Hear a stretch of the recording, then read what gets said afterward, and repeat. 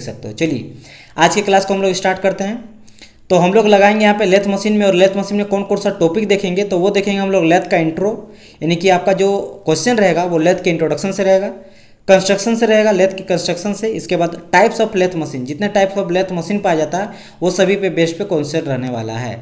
तो चलते हैं, और आप लोग को ट्राई कीजिएगा खुद से आंसर देने का, क्योंकि सब कुछ मैं पढ़ा चुका हूँ A to Z आपको थ्योरी में। तो मैं आपको टाइम दूंगा, आप खुद से क्वेश्चन को पढ़िए, मैं पढ़ दूंगा आप लोग के लिए, आप लोग पॉज करके आंसर दीजिएगा। और आउट ऑफ कितना भी पूछेंगे, जैसे 10 क्वेश्चन मैं लूँगा आप लोग को, तो आपको बताना कि आउट ऑफ 10 क्वेश्चन में आपको कितना आया, ठीक है। ये आप लोग को क्या करना है, कमेंट करना है कि कितना आया। तो चलिए फर्स्ट क्वेश्चन मैं आप लोग के लिए पढ़ता हूँ। बोला गया in the centre lathe machine the cutting tool is feed in dash with the reference to the lathe axis, यानी लेथ एक्सिस के अबाउट में जो कटिंग टूल है उसको फीड हम लोग कैसे करते हैं सेंटर लेथ मशीन में। क्या उसको हम लोग करते हैं क्रॉस डायरेक्शन पे, क्रॉस सेक्शनल डायरेक्शन में, या करते हैं इसको लॉन्गिट्यूडनल डायरेक्शन में, या करते हैं बोथ क्रॉस सेक्शन और लॉन्गिट्यूडनल डायरेक्शन, दोनों डायरेक्शन पे, और एनी डायरेक्शन। आपको पता होना चाहिए कि क्रॉस सेक्शन और आपका लॉन्गिट्यूडनल क्या होता है, जो आपका हेड स्ट्रोक होता है और आपका जो टेल स्ट्रोक होता है, ठीक है, टेल स्ट्रोक, इन दोनों पे जो लेफ्ट राइट जाता है इसको हम लोग बोलते हैं क्या, लॉन्गिट्यूडनल डायरेक्शन, और जो अप डाउन जाता है इसको हम लोग बोलते हैं क्रॉस सेक्शनल डायरेक्शन। तो यहाँ बोल रहा है विद द हेल्प ऑफ आपका सेंटर लेथ में जो कटिंग टूल होता है वो बताइए कौन सा डायरेक्शन पे जाता है। तो आई होप सो अभी तक आप लोग आंसर दे दिए होंगे। इसका करेक्ट आंसर हो जाएगा आपका क्या बताइए, इसका हो जाएगा बोथ, यानी कि हम लोग लॉन्गिट्यूडनल और क्रॉस सेक्शनल डायरेक्शन दोनों डायरेक्शन पे कटिंग टूल मटेरियल को फीड कर सकते हैं। चलो मैं अब थोड़ा सा फिगर में यहाँ दिखा देता हूँ। जैसे कि यहाँ पे आप देख रहे हो ये है मेरा क्या, लेथ मशीन है। लेथ मशीन में ये देख रहे हो मेरा ये हेड स्टॉक है, जहाँ पे आपका क्या रहता है, गियर बॉक्स वगैरह रहता है, गियर वगैरह रहता है, फीड बॉक्स रहता है। इससे कनेक्टर रहता है मेरा चक, यहाँ पे मेरा चक है ये, और चक के बाद ये मेरा रहता है स्पिंडल, स्पिंडल, ठीक है, स्पिंडल रहता है, स्पिंडल इसके पीछे रहता है, ये मेरा है वर्क पीस रहता है जो चक से कनेक्ट रहता है। इसके बाद ये मेरा पूरा का पूरा पार्ट रहता है, इसको बोलते हैं हम लोग कैरिज। इस कैरिज जो सबसे नीचे रहता है एप्रॉन रहता है, ऊपर में क्रॉस स्लाइड रहता है, क्रॉस स्लाइड के ऊपर में रहता है कंपाउंड रेस्ट रहता है, कंपाउंड रेस्ट के ऊपर रहता है टूल पोस्ट, और टूल पोस्ट में रहता है मेरा सिंगल पॉइंट कटिंग टूल, जो कि यहाँ पे सिंगल पॉइंट कटिंग टूल कौन सा दिखाई दे रहा है बताइए। तो मैं यहाँ पे हरा से दिखा दे रहा हूँ आप लोग को, ये जो आपको दिख रहा है ये सिंगल पॉइंट कटिंग टूल है, राइट। इसके बाद मेरा यहाँ जो आप देख रहे हैं ये मेरा टेल स्ट्रोक, टेल स्ट्रोक है, टेल स्ट्रोक में मेरा डेड सेंटर रहता है, और मेरा जो आपका हेड स्ट्रोक इसमें रहता है लाइव सेंटर। ये जो आप देख रहे हैं पॉइंट ये मेरा है क्या, ये मेरा है डेड सेंटर, ये मेरा है डेड सेंटर, ये रहता है मेरा लाइव सेंटर। लाइव सेंटर क्यों, क्योंकि जो आपका मेंड्री आई मीन चक के जो लगा रहता है मेरा कोई भी मटेरियल वो मेरा सपोर्ट करता ही करता है। यानी कि देखो यहाँ पे स्पिंडल लगा था पीछे में, ठीक है, स्पिंडल में फिट रहता है मेरा चक, चक में मेरा वर्क पीस लगा जाता है अंदर से। तो ये जो है मेरा सपोर्ट के साथ साथ मेरा रोटेट भी करता है, क्योंकि रोटेट करता है इसलिए कहा जाता है इसको लाइव सेंटर। और डेड सेंटर जो टेल स्टॉक में रहता है ये सिर्फ और सिर्फ मेरा सपोर्ट करता है, इसलिए इसको डेड सेंटर कहते हैं। बाकी सारा चीज़ आपको पता है कि यहाँ नीचे में रहता है मेरा ट्रे लगा रहता है। ट्रे क्या करता है, ट्रे मेरा काम करता है जो भी चिप निकलता है उसको बाहर आने में। उसके नीचे लगा रहता है मेरा आपका जिसको बोलते हैं बेड, बेड लगा रहता है। और बेड के ये दोनों जो आपको दिखाई दे रही है ये दोनों क्या है मेरा लेग्स है, ये दोनों क्या है मेरा लेग्स है। समझ आए कि नहीं, ये सारा प्रोसेस है। इसके अलावा कैरिज से लगा रहता है दो रड, जिसको एक को बोलते हैं हम लोग ऊपर वाले को बोलते हैं जो मेरा गियर यहाँ से दिख रहा है ये मेरा होता है लीड स्क्रू, और उसके नीचे रहता है मेरा फीड रड। फीड रड मेरा क्या सिलेंड्रिकल रड रहता है, आपका जो आपका ऊपर वाला जो है लीड स्क्रू है वो मेरा काम करता है हाफ नट को लगा देता है। हाफ नट को लगाने के बाद वो कैरेज के साथ साथ पूरा फिक्स हो जाता है, मूवमेंट साथ साथ करता है। ये हम लोग थ्रेड कटिंग में यूज़ करते हैं। तो ये थोड़ा बहुत है, ये सारा चीज़ आपको पता होगा। अब हम लोग बात करते हैं यहाँ पे कि देखो ये जो आपका कैरेज दिखाई दे रहा है यहाँ पे आपको दो हैंडल दिखाई दे रहा है, ये पहला हैंडल, ये दूसरा हैंडल। ये जो पहला हैंडल बड़ा वाला हैंडल है, ये वाला चीज़, ये हैंडल जो है इसको हम लोग बोलते हैं क्या, इसको हम लोग बोलते हैं सैडल हैंडल, ठीक है, या फिर इसको हम लोग सिंपल बोलते हैं हैंडल व्हील। क्या बोलते हैं इसको, हैंडल व्हील। तो ये जो आपका हैंडल व्हील होता है इसका यूज करते हैं लेफ्ट राइट डायरेक्शन, लेफ्ट और राइट ले जाने में, यानी कैरेज को पूरा का पूरा मूवमेंट ले जाने में। तो ये कहलाता है मेरा लॉन्गिट्यूडनल डायरेक्शन। और इसके जस्ट ऊपर में आपको दिख रहा है ये वाला छोटका, ये जो है this is called your cross slide. ये जो क्रॉस स्लाइड है ये अप एंड डाउन मूवमेंट कराता है। बात समझ में आया, टूल को अप एंड डाउन मूवमेंट कराता है, जिसको बोलते हैं क्रॉस सेक्शन। तो आप और एक बार देख लो यहाँ पे, ये जो आपको दिखा दे रही है क्या है मेरा लॉन्गिट्यूडनल डायरेक्शन है। यानी कि देखो यहाँ पे कैरेज को जो है यहाँ से लेकर यहाँ तक ले गया, ठीक है। तो ये जो क्या करता है, लेफ्ट एंड राइट ला जाता है। Head stroke to tail stroke, इधर आपका हेड स्ट्रोक, इधर है टेल स्ट्रोक। तो टेल स्ट्रोक से हेड स्ट्रोक, हेड स्ट्रोक से टेल स्ट्रोक लेके जाता है पूरा का पूरा कैरेज को, जिसमें सब कुछ रहता है। टूल पोस्ट रहता है, उसमें कटिंग टूल लगा हुआ रहता है, बात समझ में। आपका कंपाउंड रेस्ट रहता है, सेडल रहता है, कैरेज रहता है, एप्रॉन रहता है, जो कि आपको पता है कि कैरेज का 5 पार्ट होता है, जिसमें सबसे पहले रहता है एप्रॉन रहता है, जो सबसे नीचे रहता है ग्राउंड, वो एक कवर की तरह रहता है। फिर सेडल रहता है, कंपाउंड रेस्ट रहता है, इसके बाद मेरा टूल पोस्ट रहता है, और आपका क्या रहता है, कटिंग टूल मटेरियल भी रखा जाता है टूल पोस्ट में, और कंपाउंड रेस्ट तो बता ही दिए, सेटल वगैरह ये सारा रहता है। ठीक है, तो आप समझ गए होंगे कि ये कौन करता है मेरा, ये कहलाता है मेरा लॉन्गिट्यूडनल डायरेक्शन। और लॉन्गिट्यूडनल डायरेक्शन देता कौन है, ये देता है मेरा हैंड व्हील। अब बात करते हैं cross sectional direction. Cross sectional direction मैंने कहा ये जो छोटका जो दिख रहा है ये वाला पिन, ये आपका यहाँ पे दिखाया गया है, ये आपका क्रॉस स्लाइड हैंडल है, ये इस डायरेक्शन पे मूवमेंट दिलाता है, इस डायरेक्शन पे। बात समझ में आया। तो जो मेरा ये क्वेश्चन था, ये आपको यही कह रहा था कि मेरा जो सेंटर लेथ मशीन है उसमें जो कटिंग टूल है वो मेरा किस डायरेक्शन में जा सकता है, तो दोनों डायरेक्शन में जा सकता है। चलो नेक्स्ट क्वेश्चन आप लोग खुद से पॉज करके बताइएगा आंसर क्या होगा।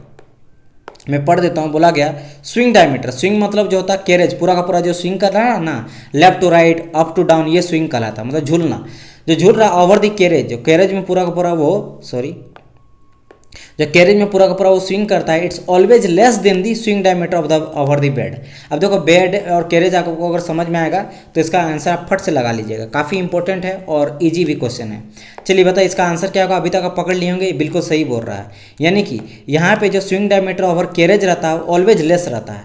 कैरेज का लेस रहेगा ही रहेगा ना, क्योंकि बेड तो बहुत बड़ा होता है। देखो आप मेरा बात समझो, ये आप देख रहे हो ये फिगर है मेरा लेथ मशीन का। लेथ मशीन में कैरेज जो है, कैरेज कहाँ है, यहाँ तक है। ये भाई कैरेज कहाँ से कहाँ तक जाएगा, यहाँ से लेकर यहीं तक मूवमेंट कर सकता है, इसके बाद ज़्यादा तो नहीं मूवमेंट कर सकता है। लेकिन मेरा बेड कहाँ से कहाँ तक है, बेड मेरा जो है यहाँ तक मूव कर देता है। ठीक है, तो बेड मेरा ज़्यादा होता है ना, बेड का स्विंग डायमीटर मेरा ज़्यादा रहता है। ऊपर से ये जो है कहीं कहीं पे पूरा का पूरा यहाँ तक नहीं जाता, यहीं तक जाता है और यहीं तक कुछ जाता है। क्योंकि आप ही देखो मेरा बात समझो, रुको एक तरह से ध्यान से समझना। देखो कैरेज मेरा यहाँ से है, अब देखो ये मूवमेंट यहाँ से जा रहा है, इसके आगे तो नहीं जा सकता है, क्योंकि ऊपर यहाँ से नहीं, आप यहीं से देखो इसके भी आगे नहीं जा सकता है, क्योंकि यहाँ पे मेरा डेड सेंटर लगा हुआ है। तो जैसे यहाँ पे यहाँ अटक जाएगा, इसके आगे नहीं जाएगा, और ज़्यादा ज़्यादा यहाँ तक जा सकता है, समझ आए। लेकिन मेरा जो बेड है वो पूरा यहाँ से यहाँ तक होता है, तो मेरा जो बेड का होता है स्विंग वो ज़्यादा होता है कैरेज के स्विंग से। ठीक है, तो ये करेक्ट हो जाएगा इसका आंसर। आगे बढ़ते हैं क्वेश्चन नंबर 3 की ओर। 3 देखिएगा क्या बोल रखा, बोला कि size of the lathe is specify by. हमको जो लेथ मशीन होता है उसको हम लोग कैसे, उसका जो साइज है उसको हम लोग कैसे चेक करते हैं, या फिर किस किस बातों पे निर्भर करता है। क्या वो swing diameter over the bed पे निर्भर करता है, लेंथ ऑफ द सेंटर्स में डिपेंड करता है, swing diameter over the carriage पे डिपेंड करता है, या फिर ऑल सभी में डिपेंड करता है, बताइए। तो इसका भी करेक्ट आंसर आपको पता होना चाहिए, ऑल हो जाएगा। मतलब ये लेंथ पे भी डिपेंड करता है, सेंटर जो भी सेंटर, जो डेड सेंटर और लाइव सेंटर है, समझ आए, लाइव और डेड सेंटर, ये जो आपका है लाइव सेंटर और डेड सेंटर, इन दोनों के बीच के डिफरेंस पे भी डिपेंड करता है कि कितना बड़ा है। इसके अलावा swing diameter over the carriage पे भी और swing diameter over the bed पे भी डिपेंड करता है, तो ऑल हो जाएगा। 3rd क्वेश्चन में चलते हैं, फोर्थ में क्या बोला गया, मैं पढ़ देता हूँ आप लोग के लिए। बोला गया the swing diameter over the bed is dash the height of the centre measure from the bed of the lathe. देखो अभी जस्ट हम लोग देखे थे कि swing diameter over the bed रहता वो मेरा बड़ा होता, ये तो कम कंफर्म पता किसे से, आपके swing diameter over the carriage से। अब यहाँ पे बोल रहा है कि swing diameter over the bed, ठीक है, जो स्विंग डायमीटर मेरा बेड में करता है is dash the height of the centre measure from the bed. ठीक है, बेड से जो मेरा सेंटर का डिस्टेंस रहता है और स्विंग डायमीटर रहता है वो बता रहा है कितना गुना ज़्यादा होता है मेरा बेड। ऑब्वियसली बात है बेड मेरा ज़्यादा रहेगा, ये चीज़ समझ रहे हो ना। Height of the centre, centre से हाइट बोल रहा है, कहाँ भाई, height of the centre measured from the bed. देखो मेरा बात समझो, सेंटर है, अब मान लो लाइव सेंटर बात करेंगे फिर डेड सेंटर बात करेंगे, तो इस फिगर में आप क्या देख रहे हो, लाइव सेंटर कौन सा है, तो बोलेंगे सर लाइव सेंटर आपको दिखाई दे रहा है ये वाला चीज़, ये जो पॉइंट है ये मेरा क्या लाइव सेंटर, कहाँ से, बेड से, तो बेड से लेकर यहाँ तक के बीच का हाइट, तो ये हाइट हो गया। मान लो एच जो ले रहे हैं वो क्या है मेरा, बेड से हाइट है, लाइव सेंटर का या फिर डेड सेंटर से भी लेंगे तो ये मेरा हाइट हो जाएगा बेड से। तो ये जो हाइट है, और देखो मेरा बेड का जो स्विंग करता है कहाँ से कहाँ तक करता है, यहाँ से यहाँ तक करता है, तो ये तो काफ़ी बड़ा है। तो कितना गुना रहता है, 2 गुना रहता है, 3 गुना रहता है, 4 गुना रहता है, या फिर 8 गुना रहता है, या इक्वल रहता है, वो आपसे पूछ रहा है। चलिए बताइए इसका करेक्ट आंसर क्या हो जाएगा। क्या ये आपका थ्राइस होगा, ट्वाइस होगा, 1/2 हो जाएगा, फिर इक्वल होगा। तो याद रखना इसका करेक्ट आंसर क्या हो जाएगा, नहीं पता है तो ये हो जाता है ट्वाइस। क्या हो जाता है मेरा, दुगना होता है। ठीक है, जो मेरा हाइट ऑफ द सेंटर से लेकर जो बेड तक का हाइट रहता है उसका दुगना मेरा होता है swing diameter over the bed. ठीक है, समझ आया कि नहीं। चलो तो फोर्थ का आंसर क्या हो जाएगा मेरा, ट्वाइस। बढ़ते हैं आगे, क्वेश्चन नंबर 5, काफ़ी इंपॉर्टेंट और इजी क्वेश्चन है। लेथ का जो बेड बना होता है वो किस चीज़ का बना रहता है, क्या एलॉय स्टील का होता है, क्या वो पिग आयरन का होता है, क्या वो माइल्ड स्टील का होता है, क्या वो चिल्ड कास्ट आयरन का होता है। पहली बात तो देखो, माइल्ड स्टील जो मेरा क्या है, डक्टाइल मटेरियल है, तो डक्टाइल मटेरियल से बिल्कुल नहीं बनेगा। पिग आयरन, एलॉय स्टील हम लोग क्या यूज़ करेंगे, स्टील भी मेरा लगभग डक्टाइल होता है। और पिग आयरन का बात करें, बताइए करेक्ट आंसर क्या हो जाएगा। पिग आयरन से बनता है, बट क्या बनता है बताइए इसका करेक्ट। तो ये मैं आपको बता चुका हूँ, इसका करेक्ट आंसर हो जाएगा चिल्ड कास्ट आयरन। क्या हो जाएगा इसका, चिल्ड कास्ट आयरन, जो कि पिग आयरन से हम लोग बनाते थे, कास्टिंग से करते थे। ठीक है, तो क्या हो जाएगा इसका, चिल्ड कास्ट आयरन हो जाएगा करेक्ट आंसर। समझ आया कि नहीं। रॉ मटेरियल आपका पिग आयरन होता है, बड़ी चिल्ड कास्ट आयरन इसका करेक्ट आंसर। वैसे आपको नॉर्मली आपका कास्ट आयरन भी रहता, फिर भी गलत मतलब आंसर सही रहता, लेकिन यहाँ पे मान लो ई में अगर आपका कास्ट आयरन भी रहता, कास्ट आयरन, ठीक है, देन यहाँ पे आप प्रॉपर मारिएगा चिल्ड कास्ट आयरन। बट अगर मेरा चिल्ड कास्ट आयरन नहीं रहता, ओनली कास्ट आयरन रहता, तो कास्ट आयरन मेरा सही हो जाता, करेक्ट आंसर। अच्छा, कास्ट आयरन क्यों यूज़ करते हैं, क्योंकि इसका हाई कंप्रेसिव स्ट्रेंथ होता है और मेरा वेयर रेजिस्टेंस भी काफ़ी तगड़ा होता है। ठीक है, तो कोई भी झटका वगैरह सोकिंग जो करता है वो कटिंग के टाइम पे वो झेल सकता है।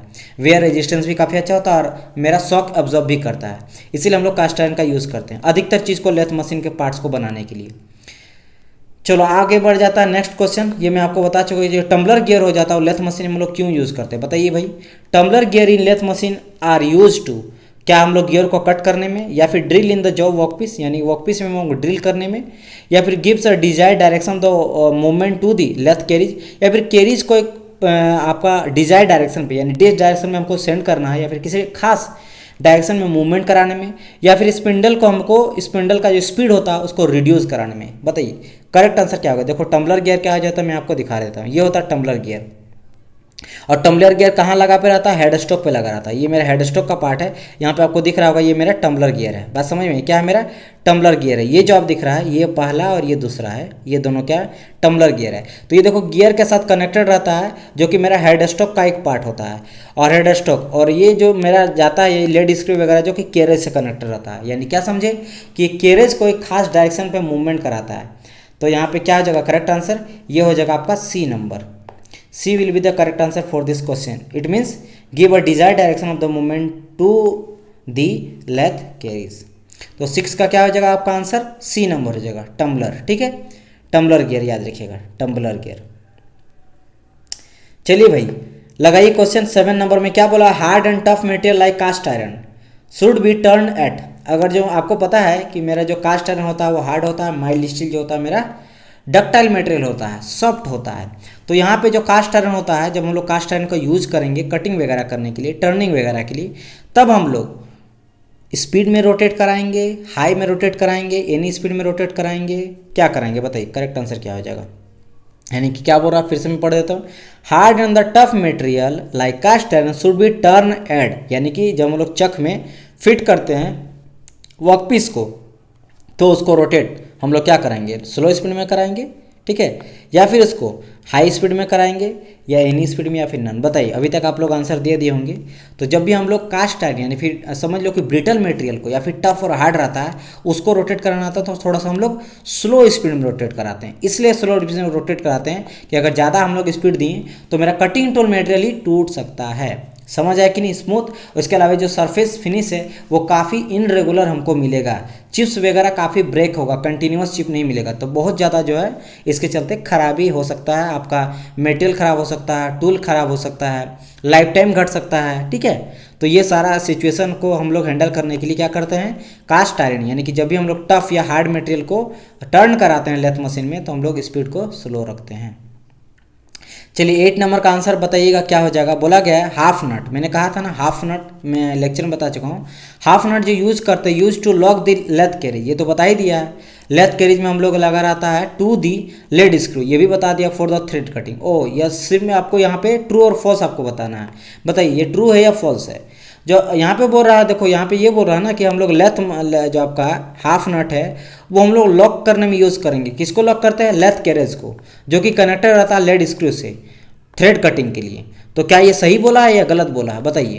तो इसका करेक्ट आंसर आपको पता होना चाहिए, काफ़ी इंपॉर्टेंट है, ट्रू है, ये बिल्कुल सही है। हम लोग जो है हाफ नट का यूज़ करते हैं लेथ कैरेज में लेड स्क्रू को थ्रेड कटिंग के टाइम पे इसको ये करने में। क्यों करते हैं देखो किस तरीका से मैं इसको फिगर दिखा देता हूँ, ठीक है, काफ़ी इंपॉर्टेंट चीज़ है।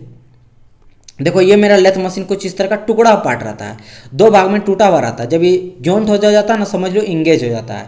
डिसंगेज से इंगेज करने में हम लोग यूज़ करते हैं। अब देखो कहाँ पे यूज़ करते हैं, ये मेरा आपको दिख रहा है लेड स्क्रू। लेड स्क्रू में ऊपर से जाके और नीचे से जाके जो है वो सेट हो जाता है। ये ऊपर से गया और नीचे से गया और जाके ये अटैच सेट हो गया। और ये जो आपका लेड स्क्रू है ये कनेक्टेड रहता है आपके कैरेज से। जैसा पूरा का पूरा अगर इस फिगर को देखिएगा तो यहाँ पे जो आपको दिखाई दे रहा है, ये आपको दिखाई दे रहा है लेड स्क्रू। ये मेरा जो है लंबा सा ये लेड स्क्रू जो जिसमें थ्रेड कटा हुआ रहता है। आप देख रहे हो यहाँ पे कैरेज से कनेक्टेड रहता है, ये कैरेज से कनेक्टेड रहता है। जब यहाँ पे हाफ नट हम लोग लगा देते हैं तो कैरेज जो है मूवमेंट मेरा करता है एक खास टीपीआई में, ठीक है, थ्रेड पर इंच में करता है, ठीक है। यानी कि जितना हम लोग चाहते हैं, जितना थ्रेड में, मान लो हम लोग चाहते हैं 25 टीपीआई में कर रहे हैं, इट मीन्स है कि 25 थ्रेड पर इंच। यानी कि जब मेरा 25 थ्रेड काटेगा, जब मेरा 25 थ्रेड काटेगा कटिंग टूल मटेरियल, किसी भी मटेरियल, तब जाके वो 1 इंच मेरा कैरेज मूव करेगा। मान लो कि मेरा बात समझो, अभी कैरेज कहाँ पे, यहाँ पे है, ठीक है। और यहाँ पे देख रहे हो ये मेरा सिंगल पॉइंट कटिंग टूल जो है इस तरह लगा हुआ है और ये कट कर रहा है इधर। इसको कट कर अब हम लोग सेट कर दिए 10 टीपीआई में। 10 टीपीआई मतलब कि थ्रेड पर इंच, आई फॉर इंच।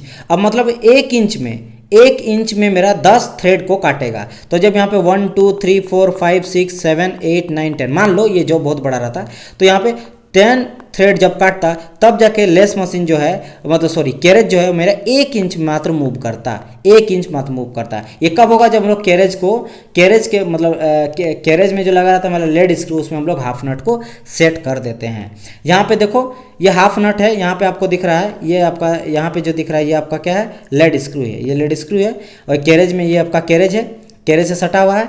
और ये हाफ नट का ये रहता है आपका एंगल, या फिर समझ लो कि हैंडल रहता है। इस हैंडल को हम लोग क्या करते हैं, ये देखो अभी तक जो है हम लोग लगाए नहीं, जैसे हम लोग इसको ऊपर करेंगे तो लग जाएगा। सेकंड फिगर यहाँ पे देखो, ये अभी तक नहीं लगा है, ये लगाएंगे और जैसे ये लग जाता है, ये देखो लग गया, ऊपर चल गया। देखो पहले नीचे था, पहले इस डायरेक्शन पे था, अब ये ऊपर जैसा चल गया, ऊपर चल गया। तो अब इसको मूवमेंट अगर कराएंगे तो करेगा नहीं, अब वो थ्रेड के हिसाब से करेगा। ये इसके साथ अटैच हो गया। तो ये और ये कहाँ पे लगा रहता है मेरा, आप देखो यहाँ पे, यहाँ कैरेज रहता है तो कैरेज के यहाँ पे जो लेड स्क्रू यहाँ पे मूवमेंट ये दिलाता है। समझ आया कि नहीं, चलो तो यहाँ पे आप लोग समझ गए होंगे। यहाँ पे करेक्ट आंसर क्या हो जाएगा, ट्रू है। क्वेश्चन नंबर 9 की ओर बढ़ते हैं, आज का सेकंड लास्ट क्वेश्चन।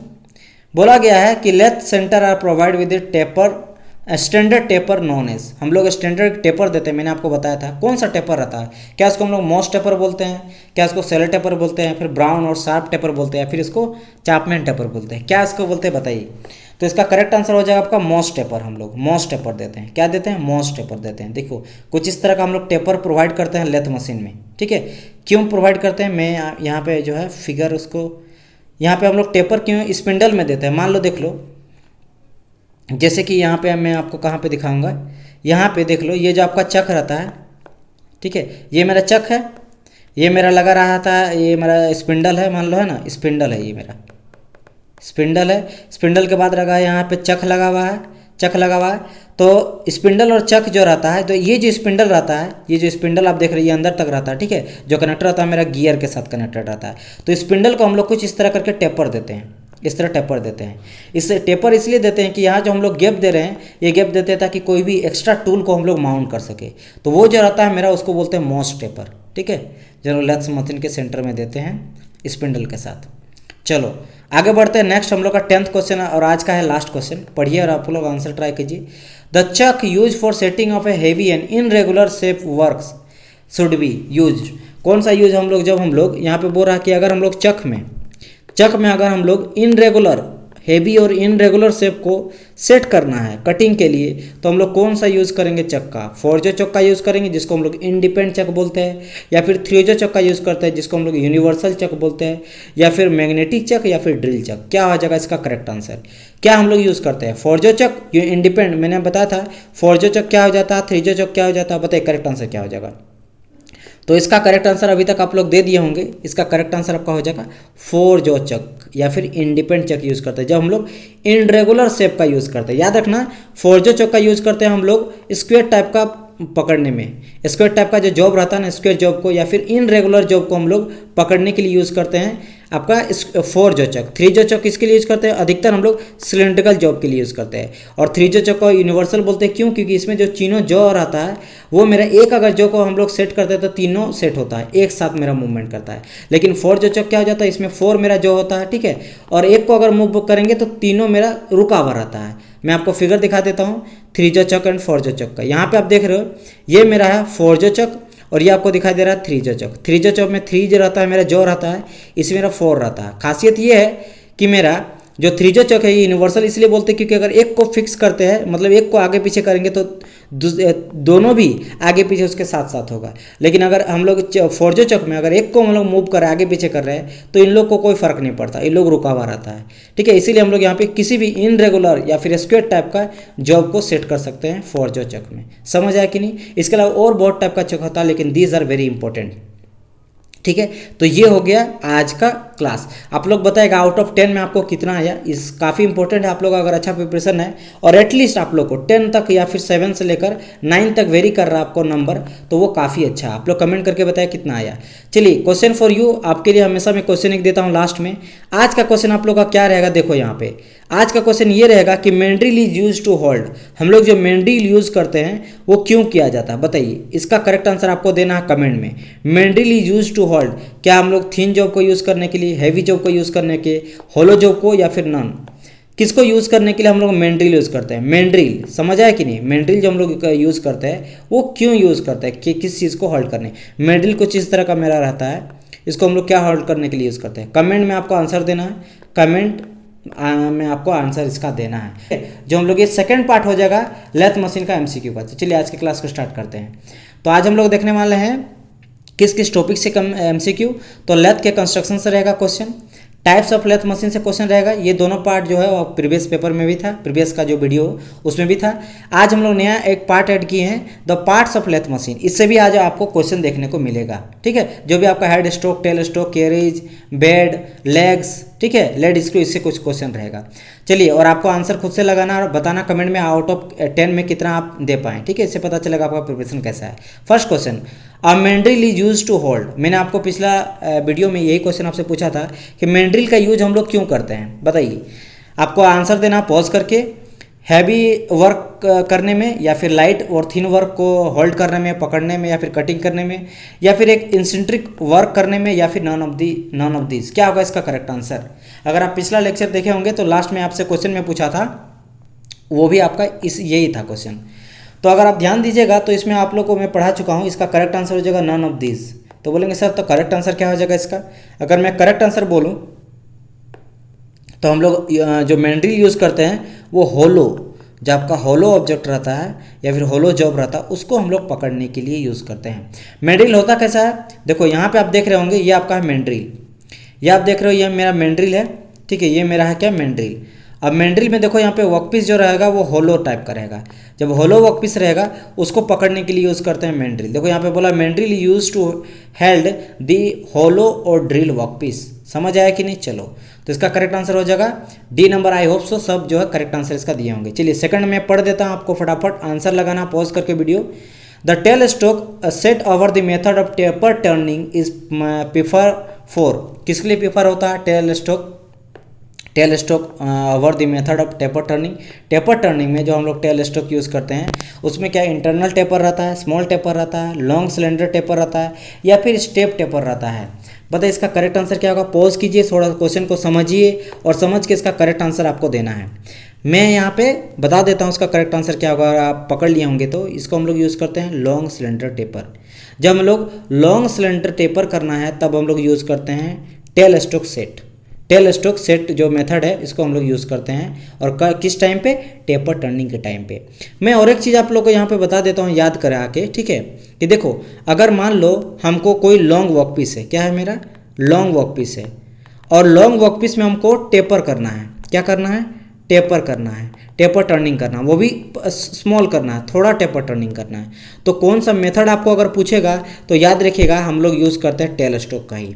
क्या यूज़ करते हैं हम लोग? ये करते हैं, आप बोलिएगा by setting over the tail stroke. Tail stroke. ये भी आप दोनों क्वेश्चन ध्यान में रखिएगा। यहाँ में हम क्या बोले कि भाई अगर हमको लंबा कोई लॉन्ग वर्कपीस है उसमें हमको स्मॉल टेपरिंग करना है तो हम लोग कौन सा मेथड यूज़ करेंगे, तो आपको आंसर देना by setting over the tail stroke. और दूसरा क्वेश्चन यहाँ पे आप देख ही रहेंगे, यहाँ पे कौन सा क्वेश्चन था, यहाँ था कि tail stroke set over the method. यही मेथड का हम लोग यूज़ करते हैं टेपर टर्निंग में, is prefer for long cylinder, यानी कि टेपर टर्निंग स्मॉल भी करने में और लंबा भी करने में हम लोग जो है यूज़ करते हैं टेल स्ट्रोक मेथड का। समझ आया? चलो आगे बढ़ते हैं नेक्स्ट क्वेश्चन की ओर। नेक्स्ट क्वेश्चन 3rd नंबर में क्या बोला गया, मैं पढ़ देता हूं question. For the turning internal taper the suitable method is. अब देखो अगर हमको इंटरनल टेपरिंग करना है, इंटरनल टेपरिंग टर्निंग करने में इंटरनल बात समझ में। देखो मान लो ये मेरा कोई होलो एक ऑब्जेक्ट है, ठीक है, इस होलो ऑब्जेक्ट है तो इसके इंटरनल हम लोग थ्रेड काट कर रहे हैं, ठीक है, कहाँ कर रहे हैं, इंटरनल थ्रेड करते हैं। तो उसके लिए हम लोग जो मेथड यूज़ करते हैं वो कौन सा हो जाएगा, क्या वो हो जाएगा बाय द फॉर्म टूल, या फिर हो जाएगा सेटिंग करते हैं टेल स्ट्रोक में, या फिर बाय टेपर टर्निंग अटैचमेंट लगा देंगे, या फिर कंपाउंड रेस्ट को हम लोग स्विंगिंग करा के। ठीक है, क्या होगा करेक्ट आंसर इसका बताइए आप लोग पॉज करके, चलिए बताइए फटाफट। तो याद रखिएगा हम लोग अगर हमको करना है टेपर टर्निंग इंटरनली तब हम लोग यूज़ करते हैं आपका टेपर टर्निंग अटैचमेंट, यानी कि टेपर टर्निंग अटैचमेंट लगा के हम लोग इंटरनल टेपर कर सकते हैं टर्निंग के दौरान। ठीक है, क्वेश्चन नंबर 4 की बात करते हैं। 4th नंबर में क्या बोला गया है, ये बोला गया है कि slow speed of A spindle is necessary. अगर हम लोग स्पिंडल का जो स्पीड रहेगा वो काफ़ी स्लो रखेंगे, कम रखेंगे, तो किस केस में यहाँ बात बोल रहा है, थ्रेड कटिंग के टाइम में या फिर turning work of larger diameter. अगर लार्जर डायमीटर का मेरा कोई बड़ा सा डायमीटर है, ठीक है, इतना बड़ा डायमीटर है, ऐसा कुछ है डायमीटर, पतला नहीं, ये पतला हो गया, पतला नहीं बड़ा डायमीटर लेते हैं, यहाँ बड़ा डायमीटर है, उस टाइम पे यूज़ करेंगे स्पिंडल जो है वो मेरा स्लो स्पीड। थ्रेड कटिंग के टाइम यूज़ करेंगे, या फिर क्या हम लोग टर्निंग है हार्ड और टफ मटेरियल। वैसे मैं प्रीवियस पार्ट में भी एक इससे रिलेटेड क्वेश्चन बताया था। और ऑल ऑफ दिस क्या किसी में भी यूज़ कर देंगे, स्लो स्पीड सब में चलेगा। मतलब देखो स्लो तो रख सकते किसी में, लेकिन किस में ज़्यादातर प्रेफर किया जाता है कि भाई इसमें स्लो रखना ही रखना। बताइए करेक्ट आंसर क्या होगा। तो यहाँ तक में आप लोग पकड़ लिए होंगे इस क्वेश्चन को, आई होप सो। देखो स्लो स्पीड इज नेसेसरी, यहाँ पे अगर आप ध्यान दीजिएगा तो ऑल ऑफ दिस होगा करेक्ट आंसर। क्या आ जाएगा यहाँ पे, ऑल ऑफ दिस। क्यों भाई, पहली बात अगर हम लोग करेंगे, मैंने बताया था आपको पिछला क्वेश्चन में कि हार्ड और टफ मटेरियल जब यूज़ करेंगे तो जो आपका स्पिंडल का स्पीड रहता है वो हम लोग स्लो रखेंगे। अगर स्लो नहीं रखेंगे तो मेरे स्पिंडल ब्रेक हो सकता है, स्पिंडल में जो कटिंग टूल मटेरियल जिससे हम लोग कट कर रहे हैं वो भी टूट सकता है। ठीक है, सरफेस जो है फिनिश वो मेरा अच्छा नहीं मिलेगा। थ्रेड जब कटिंग करते हैं तो थ्रेड कटिंग थोड़ा सा कॉम्प्लेक्स कटिंग होता है, तो उस टाइम पे भी आपको पता होगा हाफ नट का यूज़ करते हैं लेड स्क्रू को फिक्स करने में, कैरेज के साथ कनेक्टेड रहता है, तो उसमें भी हम लोग स्लो स्पीड देते हैं। और टर्निंग जब करते हैं हम लोग, ठीक है, लार्जर डायमीटर का, तब भी हम लोग स्पिंडल को स्लो रखते हैं। स्पिंडल समझ में आया ना क्या हो जाता है। देखो अगर मैं आपसे बताऊं कि स्पिंडल क्या हो जाता है तो आप यहाँ पे समझो। ठीक है, यहाँ पे इस फिगर को आप देखो, इस फिगर में समझ लो कि इसके आगे जो है आपका हेड स्टॉक लगा हुआ है। क्या लगा हुआ है, ये मेरा हेड स्टॉक है। हेड स्टॉक में रहता है फीड बॉक्स रहता है, गियर बॉक्स रहता है, जहाँ पे ढेर सारा जो है आपका क्या लगा रहता है, इस तरह का गियर लगा हुआ रहता है। ये मेरा क्या है, ये सब जो है मेरा ये गियर है।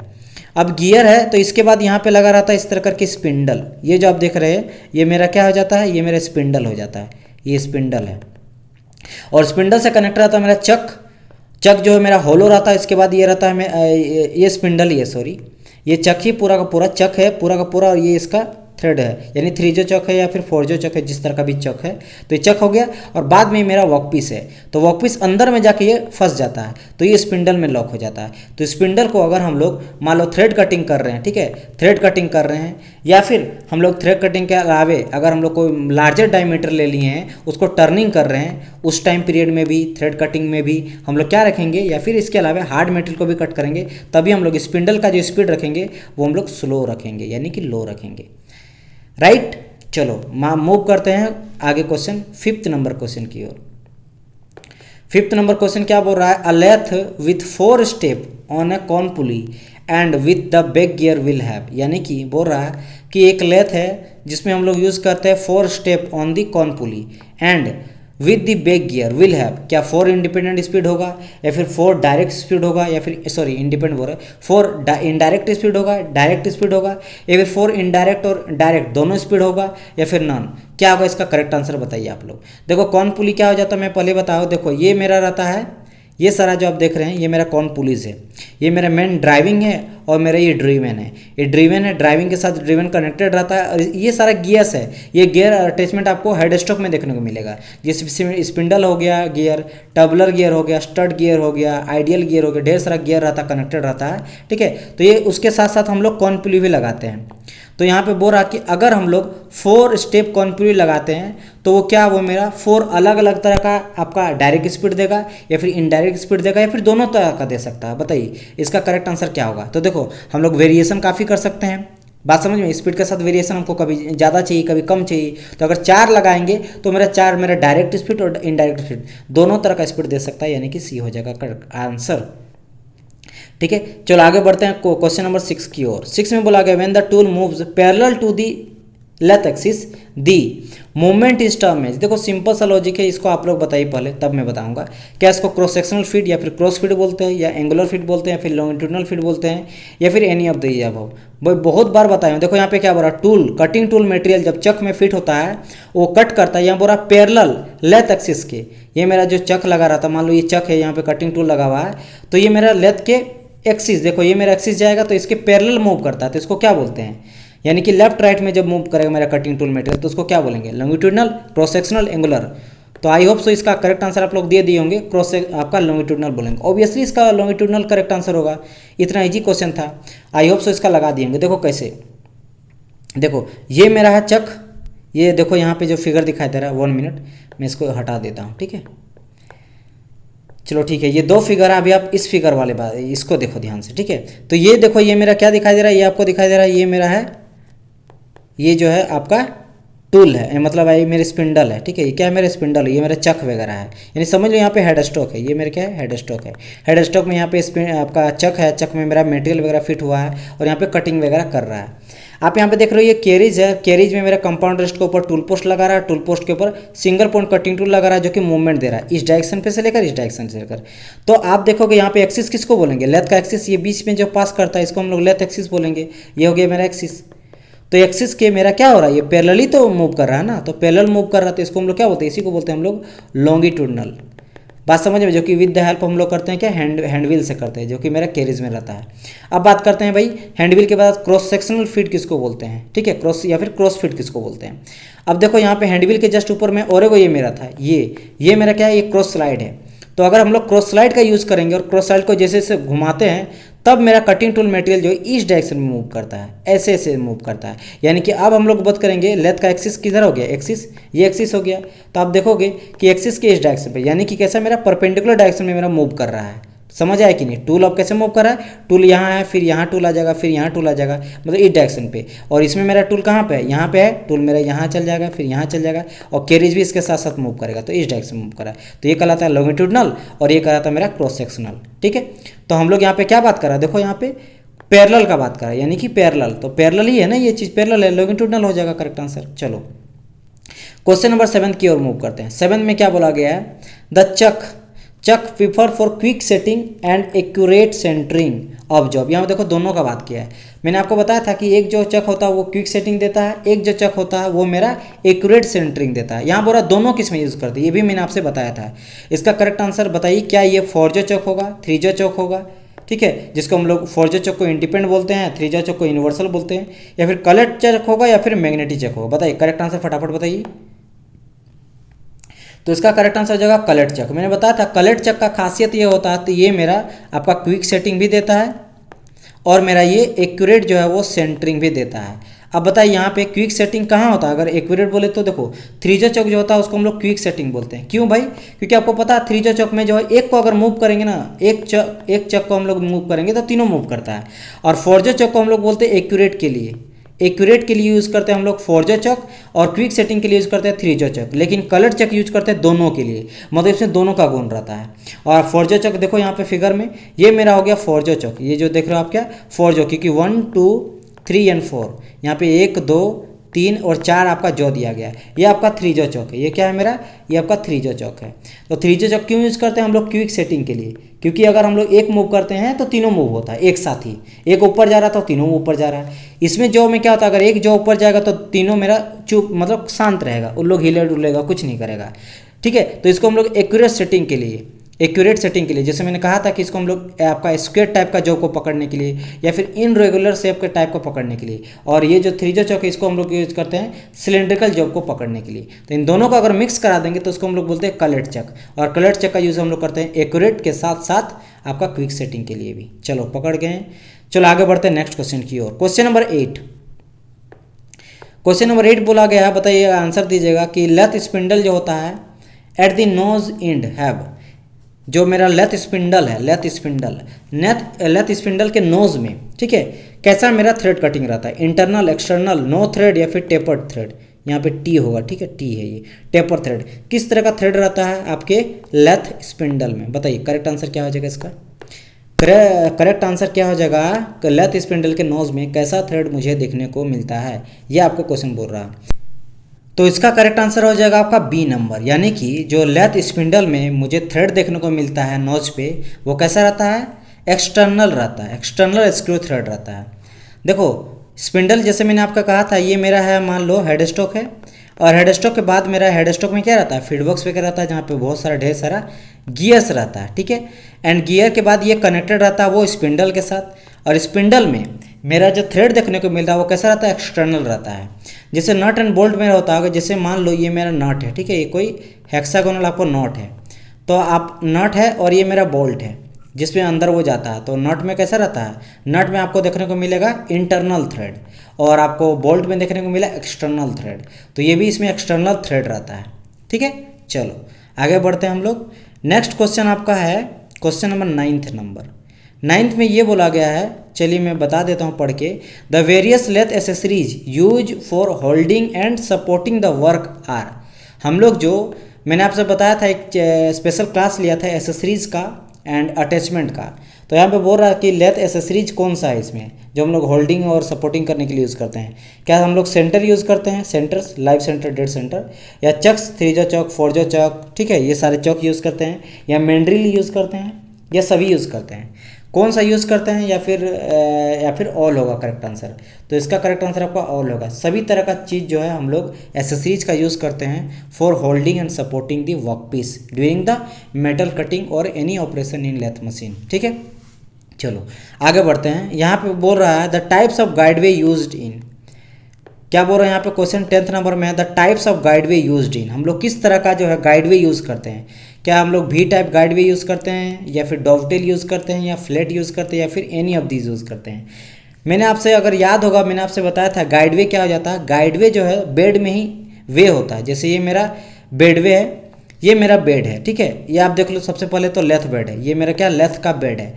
अब इस लेथ बेड में आपका गाइडवे होता है, यानी कि इसी बेडवे या फिर गाइडवे, जहाँ पे क्या हो जाता है, 2 तरह का गाइडवे रहता है, ये होकर 2 यहाँ रहता है और यहाँ पे 2 रहता है, ये दोनों रहता है, जहाँ पे क्या करता है, पूरा का पूरा कैरीज और टेल स्टॉक मेरा रोटेट करता है। यहाँ पे मान लो जो है आपका कैरीज रहता है और यहाँ पे मेरा रहता है टेल स्टॉक, तो टेल स्टॉक भी मूव करता है और कैरेज भी मूव करता है इसी गाइडवे के ऊपर। जिसमें मैंने कहा था कि टेल स्टॉक जो होता है वो इंटरनल जो वे रहता है उससे वो मूव करता है, मतलब इंटरनल गाइडवे का यूज़ करता है या फिर बेडवे का यूज़ करता है, और जो कैरेज है वो आउटर जो है वो गाइडवे का यूज़ करता है, ठीक है।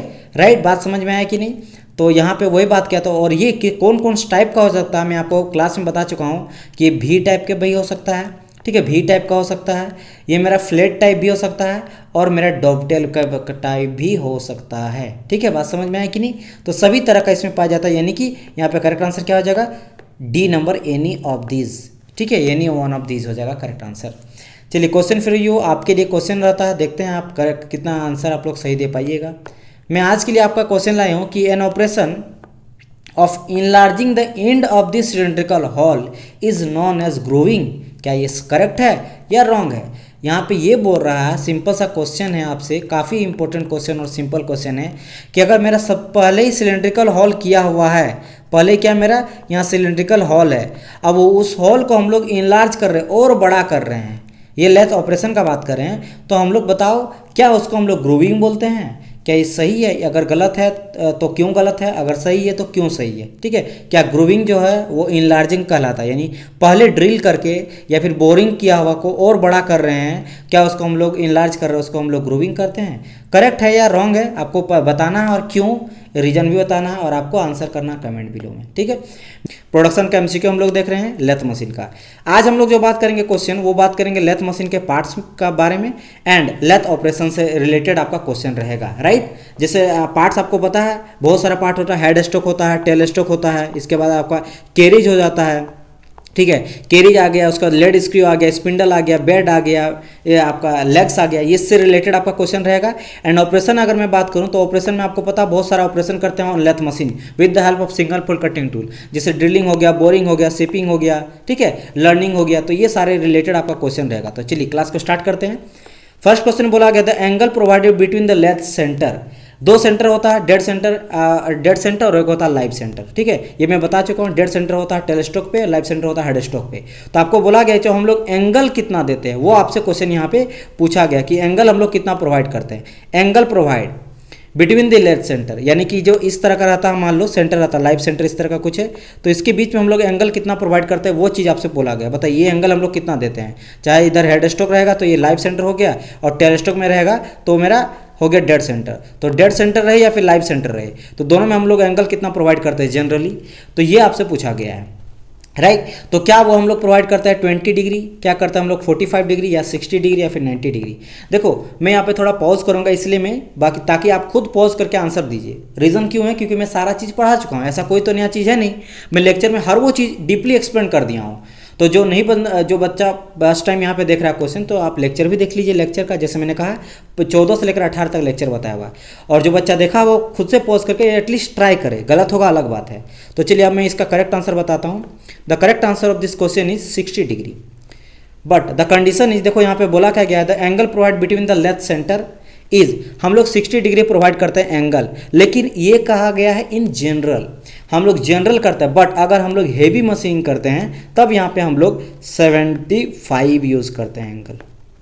कितना यूज़ करते हैं 75, कब, जब हम लोग हैवी मशीनिंग करते हैं, ठीक है। जब हम लोग हैवी मशीनिंग करते हैं, ठीक है, उस समय हम लोग कितना एंगल प्रोवाइड करते हैं आपका सेंटर्स में, लेथ सेंटर्स में, उसमें हम लोग प्रोवाइड करते हैं 60। अब थोड़ा बता देते हैं, वैसे सारा मैं चीज़ें बता चुका हूँ। देखो पहले तो ये जान लो, ये मेरा होता है आपका सेंटर में जो एंगल प्रोवाइड करता है, ये जो एंगल दिख रहा है यहाँ पे, ठीक है।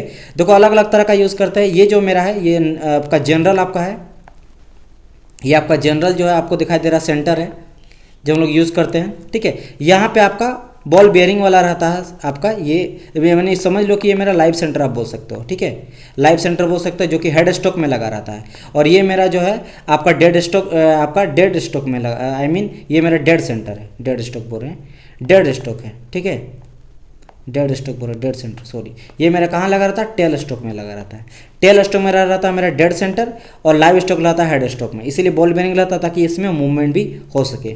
और यहाँ पे और तरह का देख सकते हो, यहाँ पे देख रहे हो तो लाइव सेंटर, जैसे मैंने यहाँ पे कहा, यहाँ पे डेड सेंटर यहाँ पे देख रहे हो, ये दोनों का दोनों डेड सेंटर है। ये दोनों डेड सेंटर में एक आता है फुल डेड सेंटर, एक होता है हाफ डेड सेंटर। यहाँ हाफ कटा हुआ रहता है ये चीज़, इसको बोला जाता है हाफ डेड सेंटर। क्योंकि आपको पता है डेड सेंटर क्यों बोलते हैं, बिकॉज ये ओनली काम करता है मेरा सपोर्ट का, ये ओनली सपोर्ट प्रोवाइड करता है वर्कपीस को during machining. But live centre के केस में क्या हो जाता है कि ये सपोर्ट तो करता है, ये करता है एंड होल्ड भी करता है, इसके अलावे ये मूव भी करता है। क्या करता है, मूव करता है, यानी रोटेट करता है। That is why it's called live centre, जो कि मेरा हेड स्टॉक में रहता है। इसके अलावा और भी टाइप यहाँ दिखाया गया है, जैसे कि आपका बल नोज लाइव सेंटर है ये, और ये आपका स्प्रिंग लोडेड लाइव सेंटर, ठीक है। एंड आपको पता है कि कहाँ पे रहता है, हेड स्टॉक में रहता है। आप देख लो यहाँ पे, ये मेरा लेथ का फिगर है, ये आप देख रहे हो यहाँ पे हेड स्टॉक दिखाया गया, ये पार्ट मेरा हेड स्टॉक कहलाता है। टेल स्टॉक ये पार्ट मेरा कहलाता है। यहाँ पे दो आपको हेड दिखाई दे रहा होगा, फर्स्ट हेड ये वाला है एंड सेकेंड हैंड ये वाला है। ये कहलाता है मेरा लाइव सेंटर, ये कहलाता है मेरा डेड सेंटर। तो डेड सेंटर हो गया टेल स्टॉक में, लाइव सेंटर हो गया मेरा हेड स्टॉक में। ये रोटेट भी कराता है, इसीलिए इसको हम लोग लाइट सेंटर कहते हैं, सपोर्ट के साथ साथ। चलो नेक्स्ट क्वेश्चन की ओर आगे बढ़ते हैं। नेक्स्ट क्वेश्चन क्या बोला गया, क्वेश्चन नंबर 2 पढ़िए। मैं आपको टाइम उतना दूंगा तो ताकि आप खुद से क्वेश्चन लगा पाओ। बोला गया कि लेथ स्पिंडल जो होता है are usually made hollow and provided.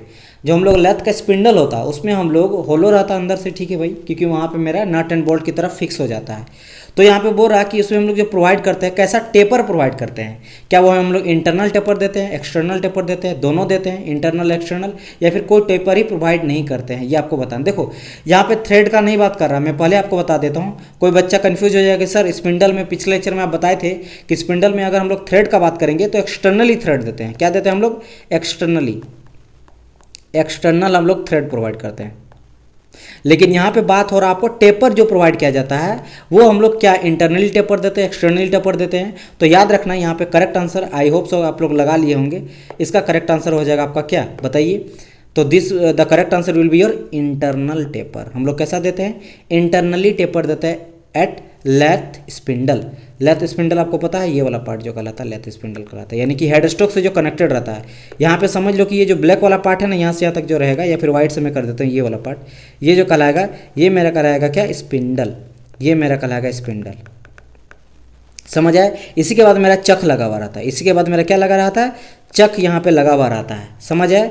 3J चक हो या 4J चक हो, और यही मेरा जॉब जाके इससे कनेक्ट होता है ये स्पिंडल, और इसी स्पिंडल से गियर मेरा कनेक्ट रहता है। ठीक है, पहले गियर जो कि आपका फीड बॉक्स में रहता है उससे कनेक्ट रहता है मेरा स्पिंडल, जो रोटेट करता है वो रोटेट कराता है मेरा वर्कपीस को, और वो होल्ड कौन करता है वर्कपीस को, मेरा चक होल्ड करता है। तो यही स्पिंडल के बाद किया गया है। टेपर जो हम लोग प्रोवाइड करते हैं वो इंटरनली टेपर प्रोवाइड करते हैं। क्वेश्चन नंबर 3 की बात करते हैं हम लोग। 3 क्या बोला गया देखते हैं। आई होप सो आप लोग जो है सही सही क्वेश्चन लगा रहे हैं। वैसे आप लोग हैं 30 मार्क। हाँ, मैं एक बार लेक्चर बनाने के बाद तो आई होप सो कि आप लोग सबका सब जो है बहुत अच्छी तरह से क्लियर करें सारे क्वेश्चन को। चलिए क्वेश्चन को पढ़े होंगे या फिर मैं पढ़ देता हूँ। बोला in case of turning, turning in case बोला एज दी मशीनिंग परस्यूड, यानी कि जैसे हम लोग मशीनिंग करते जाते हैं, काम आगे बढ़ते जाता है, the spindle speed must dash with the increasing in diameter of the work. देखो थोड़ा सा ध्यान से समझना इस क्वेश्चन को। क्या बोला गया कि अगर हम लोग डायमीटर बढ़ाते हैं, जो भी मेरा वर्कपीस रहता है उसका डाया को बढ़ाते हैं। मान लो कि सबसे पहले मेरा इतना पतला है, एक सेकंड में रेड ले लेता हूँ, ठीक है। चलो इस यहाँ पे मैं बता दूँ, देखो पहले मान लो इतना डायमीटर का कोई मेरा वर्कपीस है, ठीक है, डायमीटर इतना। अब हम लोग डायमीटर को बढ़ा दिए। अब क्या किया हम लोग, डायमीटर बढ़ा दिए, यानी कि यहाँ पे मेरा डायमीटर जो वो बढ़ गया। तो यही बोल रहा कि अगर मेरा डायमीटर बढ़ रहा है, ठीक है, अगर वर्कपीस का मेरा डायमीटर बढ़ जाता है तो उसके साथ स्पिंडल का जो स्पीड रहेगा वो मेरा घटेगा या बढ़ेगा, वो चीज़ बात करा। तो आप बताओ कि अगर मेरा डायमीटर बढ़ा तो स्पीड बढ़ेगा या घटेगा। अगर मेरा डायमीटर बढ़ गया, वर्कपीस बढ़ गया, यानी कि स्पीड को हमको कम करना पड़ेगा। ऑब्वियसली बात है, बात समझ में आया कि नहीं। अगर मेरा डायमीटर बढ़ा क्योंकि भाई ज़्यादा वर्कपीस है तो हम लोग स्पीड को कम करना पड़ेगा। वहीं अगर डायमीटर मेरा घट गया, थोड़ा पतला वर्कपीस को ले लिए, तो हम लोग स्पीड भी फटाफट कर सकते हैं कि इससे मेरा जो है कोई फर्क नहीं पड़ेगा टूल पे भी, और मेरा जल्दी वर्क हो जाएगा। लेकिन अगर हेवी लोड रहा तो अगर ज़्यादा हम लोग स्पीड को देंगे और काफ़ी वो मजबूत है, डायमीटर बड़ा है, तो वो क्या हो सकता है, क्रैक वगैरह आ सकता है कटिंग टूल मटेरियल पे, ठीक है, टूल ही फ्रैक्चर हो सकता है। तो इसीलिए यहाँ पे करेक्ट आंसर क्या होगा कि डाया बढ़ाने के साथ साथ यहाँ पे स्पीड इंक्रीज होगा। अगर डाया मेरा घटेगा, डायमीटर घट हो रहा है, आप ये नॉर्मली थिंकिंग वाला बात है। अगर पतला लेंगे तो स्पीड को हम लोग ओबियसली बढ़ा सकते हैं, और डायमीटर अगर मोटा ले लिए वर्कपीस तो स्पीड मेरा घट जाएगा। तो यहाँ पे हम लोग देख लेते हैं यहाँ पे क्या बोला गया है। यहाँ बोला in case of turning the machining pursued the spindle speed with increasing in diameter, यानी कि जब हम लोग डायमीटर को बढ़ा रहे हैं तो डायमीटर बढ़ा रहे तो स्पीड क्या घटेगा, यानी कि डिक्रीज हो जाएगा यहाँ पे स्पीड। किसका स्पीड, स्पिंडल का स्पीड, क्योंकि स्पिंडल का स्पीड जितना घूमेगा, मैंने बताया था ना, यहाँ जो मेरा स्पिंडल रहता है वही मेरा कनेक्ट रहता है गियर बॉक्स से, यानी कि यही चीज़ जितना स्पीड से मेरा स्पिंडल घूमेगा वही मेरा वर्कपीस तक पहुंचेगा, जो कि जिसमें मेरा कुछ भी कर लेंगे, चाहे बोरिंग कर रहे हैं, टर्निंग कर रहे हैं, शेपिंग कर रहे हैं, लर्निंग कर रहे हैं, कोई भी प्रोसेस कर रहे हैं, तो स्पिंडल के स्पीड पे ही डिपेंड करता है। ठीक है, तो स्पिंडल का स्पीड किस पे डिपेंड करता है कि किस तरह का हम लोग मटेरियल यूज़ करें, हेवी कर रहे हैं, हार्ड कर रहे हैं, ब्रिटल कर रहे हैं, सॉफ्ट कर रहे हैं, बड़ा डाया कर रहे हैं, छोटा डाया कर रहे हैं, राइट। चलो आगे बढ़ते हैं 4th क्वेश्चन की ओर। 4th question is talking about the different spindle speed on the lathe machine form. जो डिफरेंट स्पिंडल स्पीड होता है लेथ मशीन पे, वो मेरा कैसा फॉर्म करता है। तो बताइए इसका क्या आंसर होगा फटाफट। क्या वो हार्मोनिक प्रोग्रेशन हो जाता है लेथ स्पिंडल का स्पीड, या फिर ज्योमेट्रिक प्रोग्रेशन लेते हैं, या फिर अर्थमेटिकल लेते हैं, या फिर एनी ऑफ दिस कोई भी ले लेते हैं। जब हम लोग अलग अलग स्पीड लेते हैं हेड स्ट्रोक में स्पिंडल स्पीड, तो वो क्या लेते हैं। तो आप लोग का करेक्ट आंसर इसका हो जाएगा ज्योमेट्रिक प्रोग्रेशन। अच्छा, 2 चीज़ यहाँ से क्वेश्चन आ जाता है। पहला चीज़ कि सर ये हम लोग यूज क्यों करते हैं और ये क्या चीज़ है।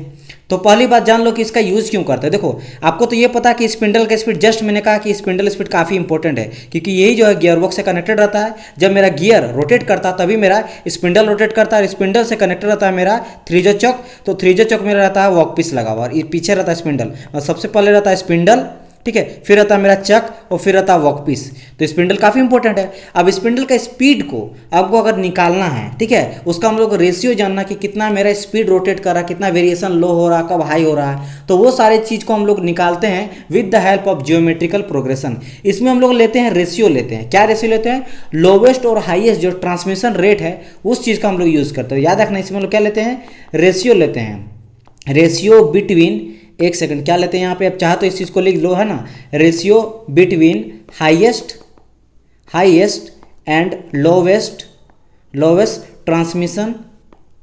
Transmission rate.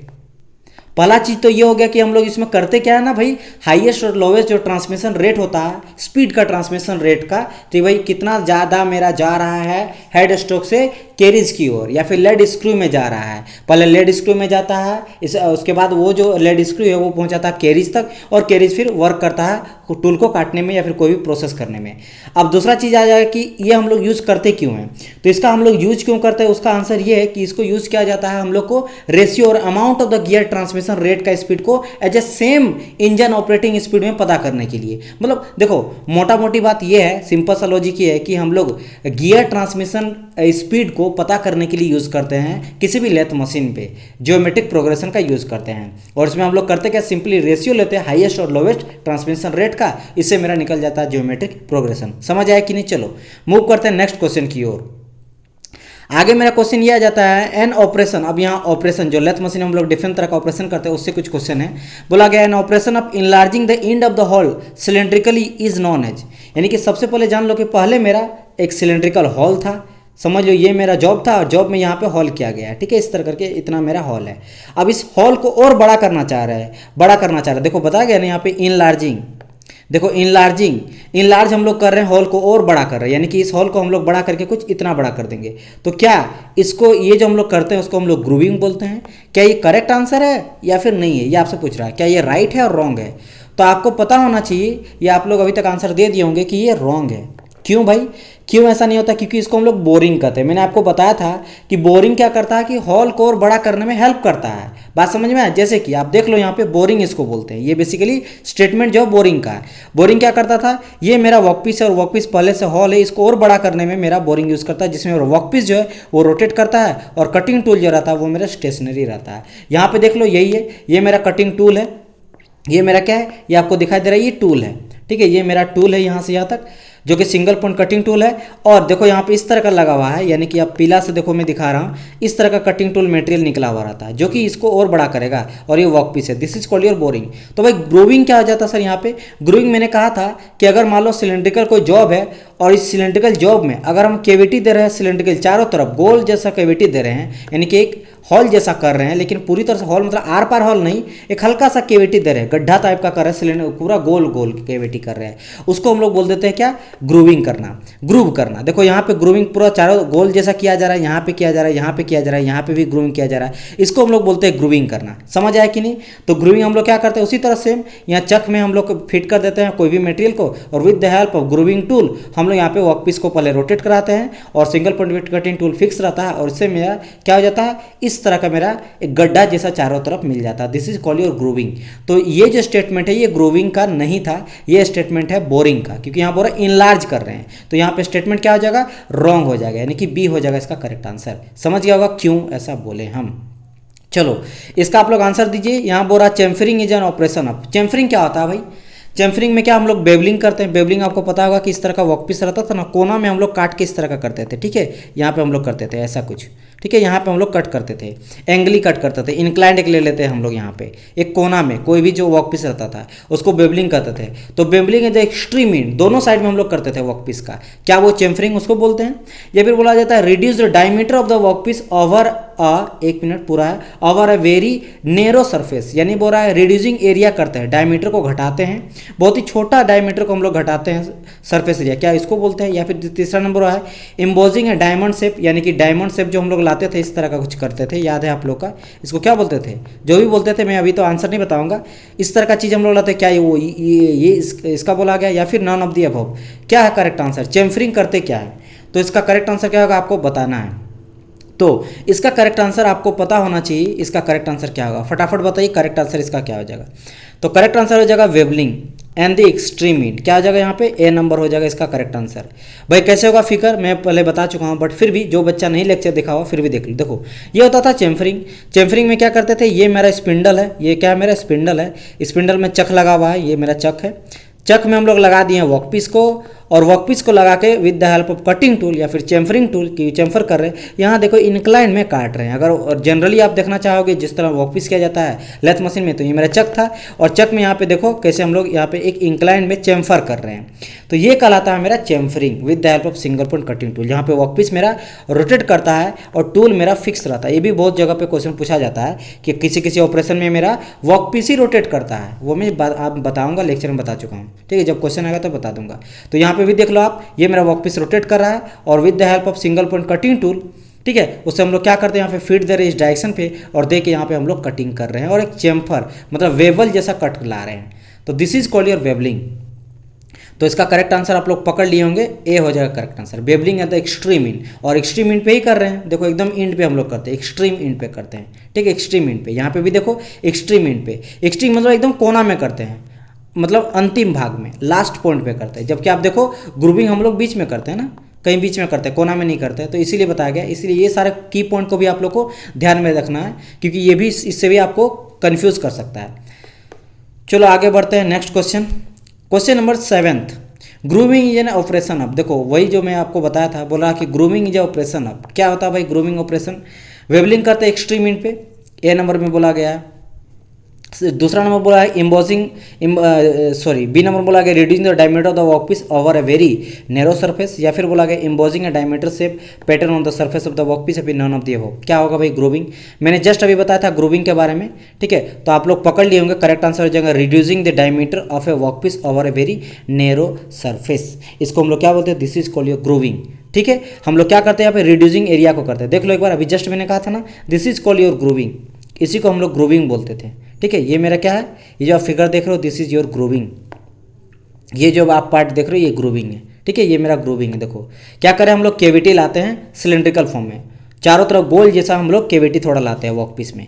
यानी कि हम लोग क्या करते हैं, इस चीज़ को आप पढ़िए, क्वेश्चन को आप समझ जाइएगा। यहाँ पर बोला गया रिड्यूसिंग द डायमीटर, डायमीटर को घटाना of A workpiece over a very narrow surface, छोटा एरिया के लिए, मान लो इतना एरिया के लिए इस तरह करके हम लोग क्या कर दिए, थोड़ा सा यहाँ पे छोटा कर दिया हम लोग एरिया को। ठीक है, तो B is the correct answer for this question. Move to the question number 8। क्या बोला गया, क्वेश्चन पढ़िए और आंसर ट्राई कीजिए देने का। बोला गया एक ऑपरेशन है of imposing a diamond shape pattern on the surface of workpiece is known as. अगर हम लोग डायमंड जैसा शेप ला रहे हैं किसी वर्कपीस में, तो उसको हम लोग बोलते क्या है, उस प्रोसेस को क्या बोलते हैं? क्या उसको ग्रूविंग बोलते हैं? आप देख लिए रिड्यूसिंग डायमीटर करते हैं। ठीक है, काउंटर बोरिंग करते हैं, बोरिंग आपको पता है सिलेंड्रिकल जो होल रहता है उसको बड़ा करने के लिए करते हैं। फेसिंग क्यों करते हैं भाई? फेसिंग हम लोग करते हैं प्लेनिंग, मतलब कि लास्ट प्रोसेस होता है कोई भी वर्कपीस का, फाइनल जब हम लोग करते हैं तो फेसिंग करके उसको चिकना बनाते हैं सरफेस को। नर्लिंग इसको कहा जाता है, एन ऑपरेशन। तो आपका करेक्ट आंसर क्या हो जाएगा? ये तो काफ़ी इजी क्वेश्चन है, इसको हम पॉज नहीं किए कि आप आंसर दो, इसको आपको पता होना चाहिए। कैसे? देखो इस तरह का ये जो प्रोसेस होता है this is called your learning, जो कि कैसे तरह हम लोग देते हैं, आपका डायमंड शेप देते हैं, इधर से भी और इधर से भी कट करते हैं। तो ये हो जाता है मेरा लर्निंग। चलो मूव करते हैं क्वेश्चन नंबर 9 की ओर। फिर से वही क्वेश्चन आ गया, फेसिंग। जस्ट मैंने कहा फेसिंग क्या हो जाता है भाई? Facing is an operation of. Facing क्या होता है? क्या इसमें हम लोग करते हैं bevelling? Bevelling at the most extreme end. तो भाई ये तो क्वेश्चन बिल्कुल नहीं होगा। ठीक है, reducing the diameter of the workpiece over the very narrow surface, ये भी आपको पता है क्या होगा। इम्पोजिंग अ डायमंड से pattern on the surface workpiece, ये भी नहीं होगा, आपको पता होगा। Machining the end of the workpiece to reduce the flat surface, तो आपको पता है करेक्ट आंसर यहाँ पे क्या हो गया, डी नंबर हो गया। हम लोग मशीनिंग करते हैं एंड ऑफ द वर्कपीस, मतलब वर्कपीस के एंड में, अंतिम में हम लोग मशीनिंग करते हैं। क्यों करते हैं भाई? ताकि मेरा जो सरफेस है वो फ्लैट मिल सके, चिकना सरफेस मिल सके। ठीक है, तो ये देखो ये कहलाता है मेरा फेसिंग। फेसिंग करते क्यों है? फाइनल हम लोग कुछ भी करने के बाद जो भी अपना प्रोसेस वगैरह किए उसे हम लोग चिकना बनाने के लिए सरफेस, ताकि अच्छा सरफेस हमको मिल सके, तो हम लोग करते हैं लेथ मशीन पे लेथ ऑपरेशन करते हैं फेसिंग टाइप का। राइट, तो आपका क्या होगा, डी बी और करेक्ट आंसर। समझ आया? ओके। क्वेश्चन नंबर 10 एंड आज का लास्ट क्वेश्चन क्या बोला गया, क्वेश्चन को मैं पढ़ता हूँ, आप लोग आंसर दीजिएगा। बोला गया जो chamfering is an essential operation after, जो हम लोग चेम्फरिंग करते हैं वो चेम्फरिंग करते हैं किसके बाद करते हैं, वो बोला गया। क्या हम लोग रफ टर्निंग के बाद करते हैं, या बोरिंग के बाद करते हैं, या लर्निंग के बाद करते हैं, फिर थ्रेड कटिंग के बाद करते हैं, किसके बाद हम लोग चेम्फरिंग करते हैं, ये आपसे पूछा गया। चेम्फरिंग आपको पता होगा कैसा होता है चेम्फरिंग, फिगर में बता चुका हूँ और एक बार आप लोग देख लो। This is called your chamfering. देखो चेम्फरिंग क्या होता था, हम लोग बेवल करते थे, एकदम एक्सट्रीम एंड पे हम लोग कट करते थे, वेवलिंग करना, जैसे कि इस फिगर में भी देख सकते हो। एक्सट्रीम एंड पे हम लोग क्या करते हैं, एक एंगल पे, खास एंगल में प्रोवाइड करते थे उसको हम लोग, आपको पता है कि एंगल हम लोग 45 देते हैं, ये भी मैं बता चुका हूँ आपको। तो ये जो हम लोग करते हैं ये किसके बाद करते हैं, ये आपसे क्वेश्चन पूछा गया है। क्या रफ टर्निंग के बाद, बोरिंग के बाद, लर्निंग के बाद, थ्रेड कटिंग के बाद? बताइए करेक्ट आंसर क्या होगा, इस क्वेश्चन का आपको देना है जवाब। तो करेक्ट आंसर यहाँ पे हो जाएगा, अगर आप लोग पढ़े होंगे पहले और मैं बताऊँ तो आप लोग पकड़ लीजिएगा, क्या होगा, thread cutting. After thread cutting, thread cutting के बाद हम लोग चेम्फरिंग करते हैं। समझ आया कि नहीं? चलो, तो ये हो गया आपका क्वेश्चन सारा चीज़। अब हम लोग चलते हैं क्वेश्चन फॉर यू वाला सेक्शन पे, जहाँ पे आपको कमेंट पे देना है आंसर इस क्वेश्चन का। क्वेश्चन फॉर यू में आपसे मैं पूछ रहा हूँ यहाँ पे, in order to achieve a specific surface finish in a single point cutting turning the most important factor to be control is। देखो मैंने कहा था ना फेसिंग करते हैं, क्यों भाई, फेसिंग करके हम लोग क्या करते हैं, फाइनल प्रोडक्ट को अच्छा खासा सेव देते हैं। तो यहाँ बोला गया in order to achieve a specific surface finish single turning point पे जब हम लोग करेंगे तो सबसे इंपॉर्टेंट फैक्टर किस चीज़ का ध्यान रखना पड़ता है, डेप्थ ऑफ कट का, स्पीड का, या कटिंग स्पीड का, या फिर टूल रुक एंगल का। ठीक है, टूल रैक एंगल, रुक बोल रहे सॉरी, टूल रैक एंगल का, किस चीज़ का सबसे ज़्यादा ध्यान रखना पड़ता है अगर हमको सरफेस फिनिश चाहिए? क्या डेप्थ ऑफ हम लोग कट को ध्यान रखना पड़ता है, या फीड हम लोग जो फीड देते हैं, फीड मतलब समझ में है कि ये मान लो वर्क पीस है, तो यहाँ पे डेप्थ ऑफ कट मतलब बोल रहा है कि कितना हम लोग कट करेंगे, इतना मीटर लेंगे, इसको हम लोग कट करेंगे। फीड मीन्स हम लोग कितना फीड अंदर तक दे रहे हैं। कटिंग स्पीड यानी स्पीड आपको पता है कितना ज़्यादा स्पीड से कर रहे हैं। और टूल रेक एंगल यानी कि जो टूल होता है उसके बीच में आपका जो एंगल हम लोग देते हैं, this is called your tool rake angle. तो ये हम लोग किस में डिपेंड करता है, सरफेस फिनिश का। आप लोग को इसको क्या करना है, आंसर करना है in comment below. Next part में हम लोग मिलेंगे और एक सेक्शन लेके लेथ मशीन का, देन हम लोग का आगे हम लोग पढ़ेंगे ड्रिलिंग या मिलिंग पढ़ेंगे, और कुछ हम लोग टॉपिक देखने वाले हैं, बोचिंग देखेंगे, सारे टॉपिक को क्लियर करेंगे जो कि प्रोडक्शन में आते जाएगा। राइट रहेगा आपका लेथ ऑपरेशन रिलेटेड क्वेश्चन। ठीक है, यानी कि लेथ ऑपरेशन यानी कि जितने भी लेथ ऑपरेशन हो जाता है आप जो हम लोग लेथ मशीन में करते हैं, ठीक है, उस सारे से आपका क्वेश्चन यहाँ पे रहेगा। और मैं ट्राई करूँगा यहाँ पे पॉज करके थोड़ा टाइम आपको दूंगा कि आप लोग खुद से आंसर लगा के बताओ क्या होगा करेक्ट आंसर, बिकॉज सारा चीज़ का थ्योरी में बता चुका हूँ A to Z। तो आप लोग खुद पॉज कीजिएगा और फटाफट आंसर दीजिएगा वीडियो को पॉज करके, क्योंकि मैं सर ज़्यादा रुकूंगा तो वीडियो ज़्यादा लंबा हो जाएगा। First question, the lead screw of a lathe has dash thread, यानी कि लेड स्क्रू आपको पता है ना, लेड स्क्रू क्या हो जाता है, जो कि कैरेज से कनेक्टेड रहता है। ठीक है, जो कि स्पीड यानी हेड स्ट्रोक से सबसे पहले स्पीड आ जाता है आपका लेड स्क्रू में। ठीक है, और लेड स्क्रू पे फिर जाता है कैरेज में। तो यहाँ पर रहा कि जो लेड स्क्रू हो जाता है लेथ का, उसमें जो थ्रेड है वो सिंगल स्टार्ट थ्रेड हो रहा है, डबल स्टार्ट थ्रेड हो रहा है, मल्टी रहता है, फिर नॉन रहता है। करेक्ट आंसर बताइए क्या होगा करेक्ट आंसर, सिंगल होगा, डबल होगा। और मैं आपको बताया था कि ऐसा क्यों बोलते हैं, तो इसका करेक्ट आंसर हो जाएगा आपका सिंगल स्टार्ट थ्रेड होता है। अब क्या होता है sir single start thread, what do you mean by single start thread? इसका मतलब होता है कि continuous thread along the body, यानी कि इसमें कि इसका मतलब क्या है, कंटिन्यूअस थ्रेड रहता है। ठीक है, continuous thread along the body. और कैसा थ्रेड रहता है, सिंगल रहता है। ठीक है, जैसे कि यहाँ पे फिगर में आप देख लो, या आप देख रहे हो यहाँ पे एक ही थ्रेड है। डबल थ्रेड जो होता है, जैसे आप देख लो इस तरह का गियर रहता है, कुछ गियर, जैसे मैं एक सेकंड बता रहा हूँ, जैसे कुछ मान लो इस तरह का यहाँ कटा हुआ है, इस तरह करके, और यहाँ पे ऐसे कुछ करके कटा हुआ है, तो इसको आप क्या बोलेंगे, डबल गियर यहाँ पे कटा हुआ है। लेकिन यहाँ पे आपका सिंगल गियर देखने को यहाँ पे मिलेगा, सिंगल गियर देखने को मिला through out the body, that is why इसको कहते हैं हम लोग सिंगल स्टार्ट। ये लेड स्क्रू और यहाँ पे फीडर रहता है जो कि आगे कनेक्टेड रहता है आपके कैरेज से। समझ आया कि नहीं? तो इसका करेक्ट आंसर हो जाएगा ए नंबर। मूव करते हैं क्वेश्चन नंबर सेकंड की ओर। यहाँ पे बोला गया सेकंड क्वेश्चन नंबर, चलिए बताइए, ट्राई कीजिएगा आंसर देने का। A right hand tool on a lathe cut most efficiently cut when it's travel, यानी कि बोल रहा है कि राइट हैंड का बात करा आपका। ठीक है, ये राइट हैंड इधर आ जाता है, इधर आ जाता है आपका लेफ्ट। आपको पता है लेफ्ट में क्या हो जाता है, लेफ्ट में होता है आपका हेड स्ट्रोक, और राइट में क्या हो जाता है आपका टेल स्ट्रोक। चलिए मैं फिगर ही लेथ मशीन का दिखा रहा हूँ। ठीक है, ये मेरा हेड स्ट्रोक है, this is your head stroke, और यहाँ पे मेरा टेल स्ट्रोक है। तो ये मेरा राइट साइड हो गया और ये मेरा हो गया लेफ्ट साइड। तो बोल रहा है कि यहाँ पे आप क्वेश्चन को पढ़ना, ये चीज़ समझ गए। अब देखो यहाँ पे बोल रहा है कि राइट हैंड टूल मतलब टेलस्टॉक की तरफ का बात कर रहा है। किसका बात कर रहा है? टेलस्टॉक की तरफ का। तो बोल रहा है कि right hand tool on the lathe cut most efficiently cut when, कब ये अच्छी तरह से कट कर सकता है राइट हैंड यानी टेलस्टॉक की तरफ से? जब, क्या ये जब from the left to right end of the cutting bed, या फिर फ्रॉम लेफ्ट टू राइट, या फिर with the help of compound slide, या फिर अक्रॉस द बॉडी। कब बहुत अच्छी तरह से कट करेगा? जब राइट से लेकर लेफ्ट की ओर आएगा, यानी टेलस्टॉक से हेडस्टॉक की ओर आएगा, मतलब इस डायरेक्शन पे जब जाएगा तब बोल रहा है। तो इसका करेक्ट आंसर क्या होगा? चलिए बताइए। ये कॉमन सेंस वाली बात है, आप ऑब्वियसली समझ सकते हो कि अगर हमको राइट साइड से यानी कि टेलस्टॉक से हेडस्टॉक की ओर आना है तो मेरा सबसे जो आपका अच्छी तरह से वो कट कर सकता है वो आपका क्या होगा? राइट से लेकर लेफ्ट की ओर रहेगा। किस तरह रहेगा? राइट से लेफ्ट की ओर। कि भाई जिस तरह से मेरा आ रहा है, अगर हमको टेलस्टॉक से जाना है हेडस्टॉक की ओर तो हम लोग टेलस्टॉक या हेडस्टॉक की ओर जाएंगे, यानी कि राइट साइड से निकलेंगे तो फ्रॉम राइट टू लेफ्ट की ओर जाएंगे, फ्रॉम राइट टू लेफ्ट की ओर जाएंगे, यानी कि टेलस्टॉक टू हेडस्टॉक की ओर जाएंगे। सिंपल सा बात है, ऑन दी लेफ्ट बेड में ही जाएंगे। ठीक है, चलो। वो भी लेफ्ट बेड में कहा? बेड वे होता है ना, मैं आपको बताया था।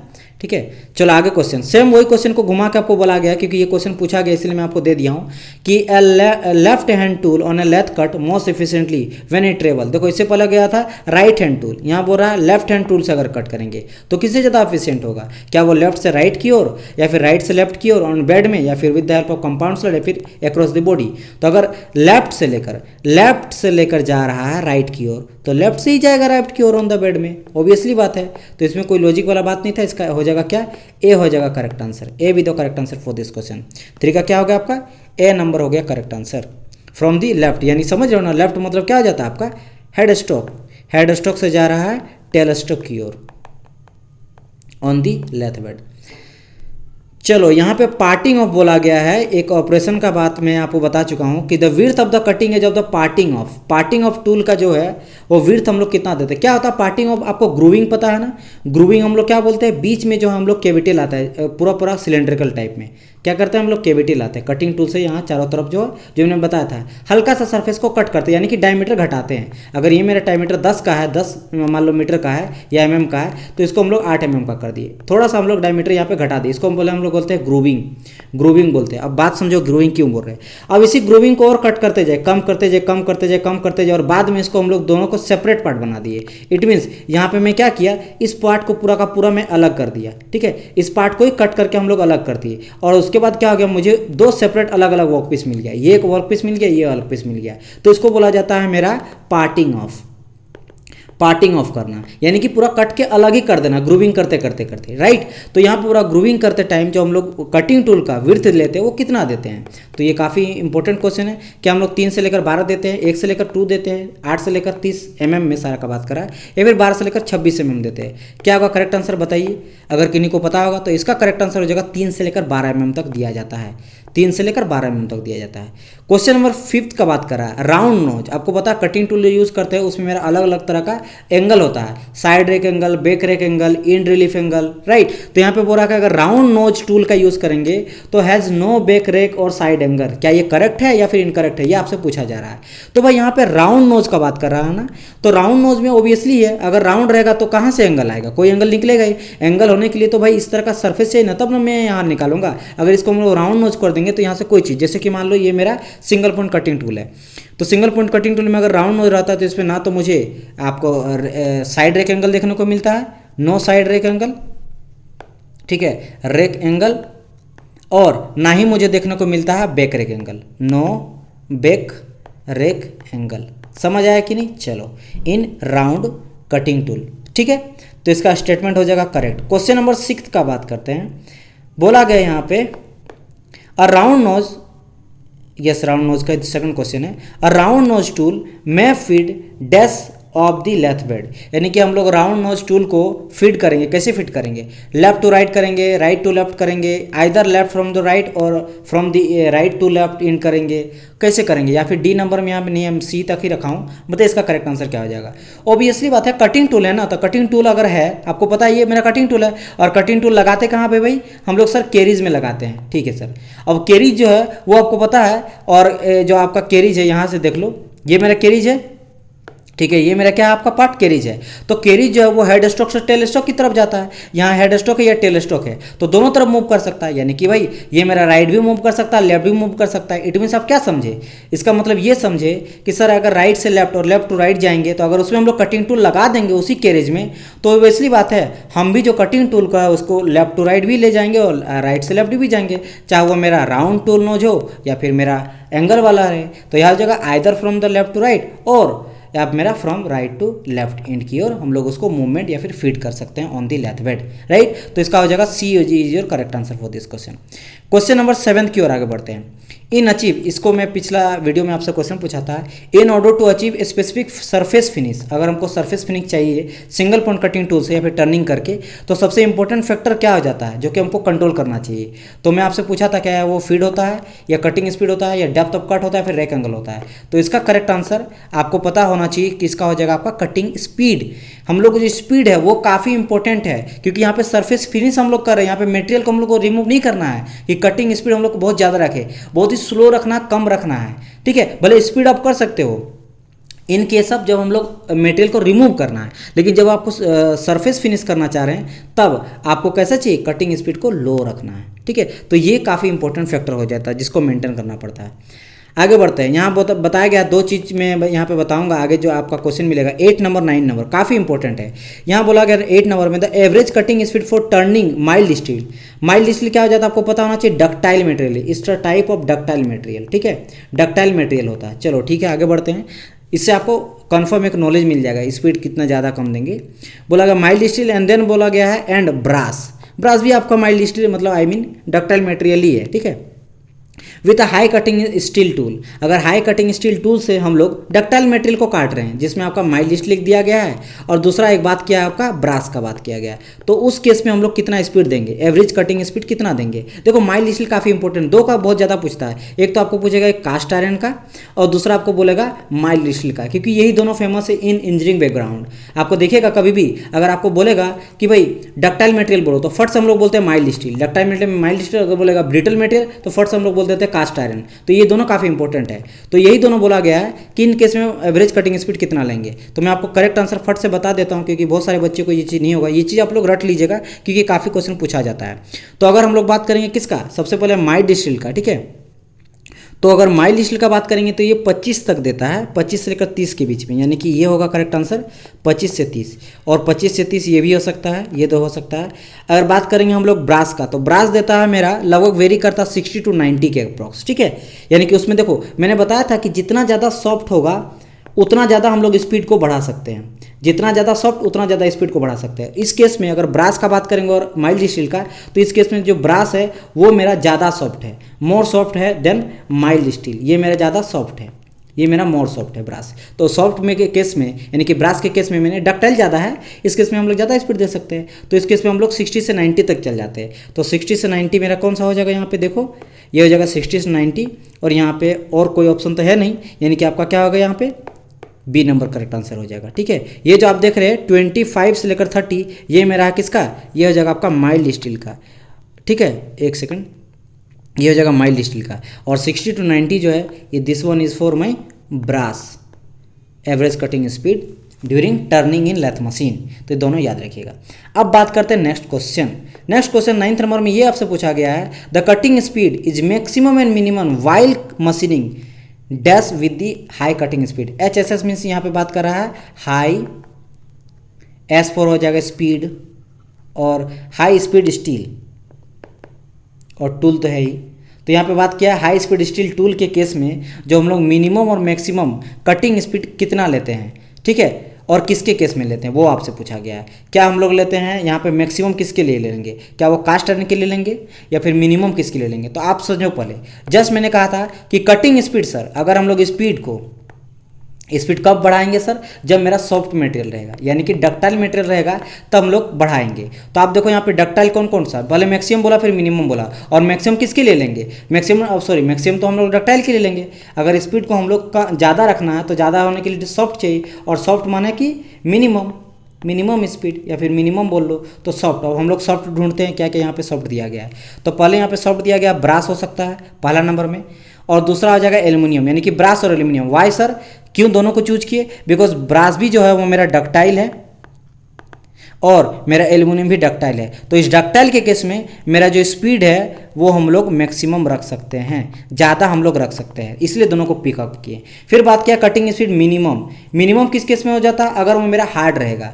तो हार्ड यहाँ पे आपको पता है माइल्ड, इसलिए मैंने जस्ट कहा ब्रिटल मटेरियल है, तो ब्रिटल मटेरियल मतलब कास्ट आयरन। तो यहाँ पे आप कास्ट आयरन देख रहे हो, यहाँ पे कास्ट आयरन है और यहाँ भी कास्ट आयरन। अब देखो यहाँ पे आ जाता है मेन पॉइंट कि सर यहाँ पे ब्रास और कास्ट आयरन, ब्रास जो है वो मेरा डक्टाइल है, ये मेरा है ब्रिटल मटेरियल, ये भी मेरा डक्टाइल है, ये भी मेरा ब्रिटल है। अब सर दोनों मेरा केस सही है, अब बी होगा डी होगा। अब आपको ये देख करना है कि ब्रास मेरा ज़्यादा डक्टाइल है या फिर एल्युमिनियम ज़्यादा डक्टाइल है। यहाँ पे आपको ये पॉइंट में ध्यान रखना है, तभी जाके इस क्वेश्चन को पकड़ पाएगा, otherwise you can't do this question या फिर कांट आंसर दिस क्वेश्चन। तो यहाँ पे आप देखो, सबसे इंपॉर्टेंट आपको यहाँ पे एल्युमिनियम आपको पता होना चाहिए कि aluminium is more soft than brass. Aluminium जो होता है काफ़ी सॉफ्टर होता है, काफ़ी डक्टाइल होता है। तो यहाँ पे आपका करेक्ट आंसर क्या हो जाएगा? Aluminium and cast iron will be the correct answer for this question, यानी कि इसका क्या हो जाएगा? आपका डी हो जाएगा करेक्ट आंसर, डी नंबर हो जाएगा आपका करेक्ट आंसर। समझ आया कि नहीं? समझ गए क्यों हम पिकअप किए, किस तरीका से आपको क्वेश्चन को पिकअप करना है? तो ये तरीका है। क्वेश्चन नंबर 10 की बात करते हैं। 10th में एक न्यूमेरिकल मैं आपसे दिया हूँ कि इसमें से क्वेश्चन तो न्यूमेरिकल बहुत ही कम आता है लेथ मशीन से, बट अगर ये चीज़ आएगा तो आप लोग दे लीजिएगा। यहाँ पे क्या बोला गया मैं आपको बताऊंगा। It is required to cut screw thread, हमको स्क्रू थ्रेड कट करना है, ठीक है। कितना mm का? 2 mm पिच का ऑन ए लेथ मशीन, ठीक है। The lead screw has a pitch of 6, यानी कि लेड स्क्रू में हम लोग पिच 6 कर ले। मैंने बताया था ना कि लेड स्क्रू में हाफ नट को सीट करके हम लोग क्या करते हैं? टीपीआई, टीपीआई मतलब थ्रेड पर इंच, टीपीआई बोलेंगे, टीपीसी नहीं, टीपीआई, टीपीआई यानी कि थ्रेड पर इंच, यानी कि अगर हम लोग बात करेंगे 12 टीपीआई का, इसका मतलब क्या है? इसका मतलब ये है कि अगर मेरा जो कट करेगा, यानी कि थ्रेड, अगर जो मेरा थ्रेड है, थ्रेड मेरा 12 mm का कट करेगा, तब जाके मेरा जो लेड स्क्रू है वो मेरा, यहाँ पे लिख देते हैं लेड स्क्रू, तब मेरा 1 इंच मूव करेगा। और ये कैसे करते हैं? ये हम लोग करते हैं हाफ नट को लगा के। जैसे हाफ नट लग कर देता है तब हम लोग मतलब वहाँ पे कॉन्फिगर करते हैं, सेटिंग करते हैं। जैसे सेटिंग होता है ना कि भाई 2 घंटा के बाद मेरा फ़ोन ऑफ हो जाना चाहिए, कुछ ऐसा सेट करते हैं, फिर कंप्यूटर ऑफ होना चाहिए, या ठीक है। तो वही उसमें हम लोग हाफ नट को लॉक कर देते हैं। उसमें क्या हो जाता है? मेरा मूवमेंट नहीं होता कैरीज का। किस तरह का कैरीज मूवमेंट करेगा? जब मेरा 12 थ्रेड कट करेगा तभी जाकर मेरा लेड स्क्रू जो होगा वो 1 इंच मूवमेंट देगा। तो उसी को हम लोग करते हैं, स्क्रू थ्रेड में यूज़ कराया जाता है हाफ नट का। तो वहीं बोल रहा है कि यहाँ पे मेरा 2 पिच कट किया और मेरा लेड स्क्रू 6 mm तक का गया। तो बोल रहा है if the spindle speed is 60 rpm then the speed of the lead screw will be. तो यहाँ पे बोल रहा है इसका स्पीड कितना होगा? लेड स्क्रू का स्पीड पूछा गया है, स्पिंडल स्पीड दिया गया है। अब देखो इसको कैसे बनाएंगे, इसका फॉर्मूला चाहे तो आप लिख सकते हो। यहाँ पे लिखा जाता है फॉर्मूला जो होता है वो हो जाता है आपका स्पीड ऑफ लेड स्क्रू, ठीक है। यहाँ लेते हैं लेड स्क्रू का स्पीड लेते हैं, स्क्रू डिवाइड में हम लोग करते हैं speed of spindle, speed of spindle. ये आप कैसे याद रखिएगा? नीचे में स्पिंडल रहेगा, ऊपर में लेड स्क्रू रहेगा। आपको पता है जब हम लोग लॉस प्रॉफिट परसेंटेज वगैरह कोई पढ़ाते हैं तो नीचे में रहता मेरा बेस वैल्यू। जैसे बोलते हैं ना कि आउट ऑफ 100 में आपका 80 नंबर आया एग्जाम में, यानी कि नीचे में 100 क्यों लिए? क्योंकि ये मेरा बेस वैल्यू होता है। इसी से हम लोग चेक करते हैं कि आउट ऑफ 100 मतलब नीचे में बेस वैल्यू में कितना आया। तो आपको पता है कि कौन ज़्यादा स्पीड घूमेगा, स्पिंडल ज़्यादा स्पीड देगा या फिर आपका लेड स्क्रू ज़्यादा स्पीड देगा? तो ऑब्वियसली बात है स्पिंडल से कनेक्टेड तो मेरा चक, यानी कि स्पिंडल ज़्यादा देगा, इसलिए स्पिंडल मेरा नीचे आ जाएगा और लेड स्क्रू मेरा ऊपर आ जाएगा। ये तो हो गया याद। इसके बाद इज इक्वल टू हम लोग लिखते हैं, इज इक्वल टू यहाँ पे हम लोग लिखेंगे पिच ऑफ थ्रेड, थ्रेड का पिच लेते हैं और डिवाइड बाय हम लोग लेते हैं पिच ऑफ थ्रेड। दोनों हम लोग पिच ऑफ थ्रेड ले ऊपर में करते हैं हम लोग क्या लेते हैं? Pitch of thread to cut workpiece को कट करने के लिए, ठीक है। ये चीज़ ध्यान रखना है। हम लोग क्या लिए यहाँ पे? To cut workpiece. और नीचे में जो हम लोग थ्रेड लिखते हैं पिच ऑफ थ्रेड तो लेते हैं ऑन लेड स्क्रू। यहाँ हम लोग लेते हैं लेड स्क्रू का, ठीक है। ये चीज़ ध्यान रखना। नीचे में हम लोग लेड स्क्रू, ठीक है। यहाँ पे थोड़ा अच्छा से हम कर देते हैं, स्क्रू हो जाएगा। लेड स्क्रू का हम लोग लेते हैं क्या? पिच लेते हैं, ठीक है। याद रखना ऊपर में लेड था, यहाँ लेड आ गया, और यहाँ स्पिंडल था तो वो स्पिंडल मेरा वर्कपीस से कनेक्टेड रहता है। आपको पता है ना, यहाँ मेरा हेड स्टॉक है, फिर यहाँ पे रहता है मेरा स्पिंडल, फिर यहाँ रहता है मेरा आपका इस 3 जो चक, और फिर यहाँ रहता है वर्क पीस। मैं यहाँ पे बता देता हूँ, ये मेरा हेड स्टॉक है, फिर यहाँ रहता है मेरा स्पिंडल, फिर रहता है चक, फिर रहता है मेरा जॉब या फिर वर्क पीस। ठीक है, वर्क पीस। तो यहाँ से कनेक्टेड मेरा क्या है, देखो लेड स्क्रू एकदम क्रॉस याद रखना। लेड स्क्रू नीचे आ गया और स्पिंडल से मेरा कट क्या करेगा, वर्क पीस को करेगा, तो ऊपर आ गई ये चीज़। ठीक है, दोनों तरफ पिच थ्रेड लेते हैं, बस ये चीज़ है। इसके बाद आपको वैल्यू पुट करना और कुछ नहीं यहाँ पे। तो यहाँ पे आप देखोगे कि यहाँ पे दिया गया आपका screw, laid off screw thread निकालना, ये वाला चीज़ निकालना, तो ये ऊपर चल जाएगा, यानी कि क्या हो जाएगा यहाँ पे, speed of lead screw is equal to speed of spindle, यहाँ आ जाएगा, यानी क्या आ जाएगा यहाँ पे, speed of spindle into pitch of क्या, वर्क पीस का। ठीक है, pitch thread of work piece divide by जाएगा क्या, pitch thread of lead screw. बस यहाँ पे वैल्यू पुट कर देना है and you will get your answer. तो यहाँ पे क्या क्या दिया है हम लोग देख लेते हैं। स्पीड ऑफ स्पिंडल कितना आ गया है, तो यहाँ पे स्पीड ऑफ स्पिंडल यहाँ पे दिया 60, तो यहाँ पे हम लोग पुट कर देंगे 60 इनटू, अगर बात करेंगे पिच ऑफ थ्रेड का बात, या वर्क पीस बाय थ्रेड, तो वर्क पीस पे कितना दिया गया है, तो यहाँ पे देखोगे वर्क पीस पे दिया गया 2 mm का। ठीक है, 2 mm का हमको वर्क पीस में काट रहे हैं, तो यहाँ पुट करेंगे 2, और थ्रेड लेड स्क्रू में कितना दिया गया है, तो लेड स्क्रू में मेरा पिच दिया गया 6 का, तो यहाँ पुट कर देंगे हम लोग 6 पुट कर देंगे। ठीक है, तो यहाँ से हम लोग कट करेंगे, 6 से 10 कटेगा, और 10 × 2 हो जाएगा 20, तो यहाँ पे 20 RPM स्पीड मेरा निकल जाएगा, किसका, आपका लेड स्क्रू था, ये निकल गया मेरा स्पीड ऑफ लेड स्क्रू। समझ आया, चलो। तो यहाँ पे करेक्ट आंसर क्या आ जाएगा, 20 RPM, तो ये हो जाएगा आपका करेक्ट आंसर। ठीक है, तो ये वाला आप लोग फॉर्मूला जो है याद रखिएगा। ठीक है, चलो। एंड क्वेश्चन फॉर यू, जिसको आपको कमेंट करना है आंसर में, आंसर जो है वो कमेंट करना है। ठीक है, कमेंट बॉक्स में। क्वेश्चन आपको ये पूछा गया है, इन द डिज़ायर, मैं पढ़ देता हूँ, it is desired to perform operation like drilling. अगर हमको लेथ मशीन में ड्रिलिंग करना है या रिविंग करना है या काउंटर बोरिंग करना, कुछ भी करना है, ठीक है, ऑन ETC करना है ऑन द वर्क पीस, तो which of the following machine will be use. यानी कि अगर हम लोग को ड्रिलिंग करना है, रिविंग करना है, काउंटर बोरिंग करना है, तो उस टाइम पे हम लोग किस मशीन का ज़्यादातर यूज़ करेंगे, मतलब किस मशीन को सिलेक्ट करेंगे। क्या हम लोग, ऑब्वियसली बात है, ड्रिलिंग वगैरह करते हैं, ड्रिलिंग मशीन का यूज़ करते हैं। वैसे मैं इसका क्वेश्चन मैं पढ़ाऊंगा, क्योंकि अभी तक हम ड्रिलिंग पढ़ाई नहीं है, बस हम लेथ मशीन का ऑपरेशन में ड्रिलिंग बता दिए कि होता क्या है, बट ड्रिलिंग बहुत सारा चीज़ हम लोग को पढ़ना है। ड्रिलिंग का लेक्चर आएगा, 1-2 लेक्चर आएगा, फिर क्वेश्चन लाएंगे स्पेशल, उसका हम लेंगे। ठीक है, बट मैं आपको जानना चाहता हूँ कि आप लोग को कुछ नॉलेज है या नहीं। ठीक है, वो मैं टेस्ट लेना पड़ेगा ना आप लोग का, उस बेसिस में आप लोग को बताऊंगा। तो आप लोग को बताइए इसमें क्या हम लोग सेंसिटिव ड्रिलिंग मशीन यूज़ करेंगे, या रेडियल, या फिर गैंग ड्रिलिंग मशीन, या फिर मल्टीपल ड्रिलिंग मशीन का यूज़ करते हैं। आप लोग अगर कमेंट कोई भी करेंगे तो प्लीज़, सिर्फ मैं आंसर नहीं चाहता, उसके पीछे रीजन भी चाहिए। रीजन से ये पता चलता है लड़का कि भाई वो कुछ जानता तभी जाके बोल रहा, अदरवाइज खुद एक बोल रहा है। और देख लो यहाँ पे बोरिंग, आपको पता है बोरिंग क्या हो जाता है, जब कोई भी ड्रिलिंग करते हैं उसके बाद उसको बड़ा हॉल करने में हम लोग ड्रिल करते हैं। और काउंट्री बोरिंग क्या हो जाता है, जब हम लोग सिलेंड्रिकल टाइप से बोर करते हैं, उसके बाद फिर से हम लोग लॉन्गिट्यूडिनली भी बोरिंग करते हैं, उसको बोलते हैं काउंटर बोरिंग। तो ये दोनों के बीच में डिफरेंस है, जो कि यहाँ पे बताया गया। ड्रिलिंग आपको पता है, ये मैं बता दिया, और काउंटर बोरिंग भी बता दिया। ड्रिलिंग आपको पता है नॉर्मली, और रिमिंग में हम लोग करते हैं हॉल करने में की। ठीक है, तो चलिए मिलते हैं नेक्स्ट पार्ट में, तब तक के लिए good bye and God bless you all. And paid course के लिए आप मुझे कॉन्टैक्ट कर सकते हैं व्हाट्सअप नंबर पे, RK RS खुरमी के लिए। Bye bye. अगर आप कोई भी AJE का तैयारी कर रहे हैं तो हमारे यहाँ 2 कोर्स अवेलेबल है, एक फाउंडेशन कोर्स और एक प्लस कोर्स, दोनों हिंदी इंग्लिश में आपको मिलेगा, बाइलिंगुअल। यहाँ पे कंप्लीट सिलेबस आपको कराया जाएगा, क्वेश्चन डिस्कशन के साथ, सब्जेक्ट वाइज। और साथ ही साथ हमारे यहाँ 9000 क्वेश्चन सॉल्यूशन प्रोवाइड करते हैं फॉर मैकेनिकल इंजीनियरिंग। यहाँ पे सारे सब्जेक्ट वाइज हम लोग क्वेश्चन को डिस्कस करते हैं, और 9000 आपको क्वेश्चन सॉल्यूशन प्रोवाइड करते हैं। सारी चीज़ का पता करने के लिए व्हाट्सअप नंबर में आप इसके बारे में क्वारी पता कर सकते हो।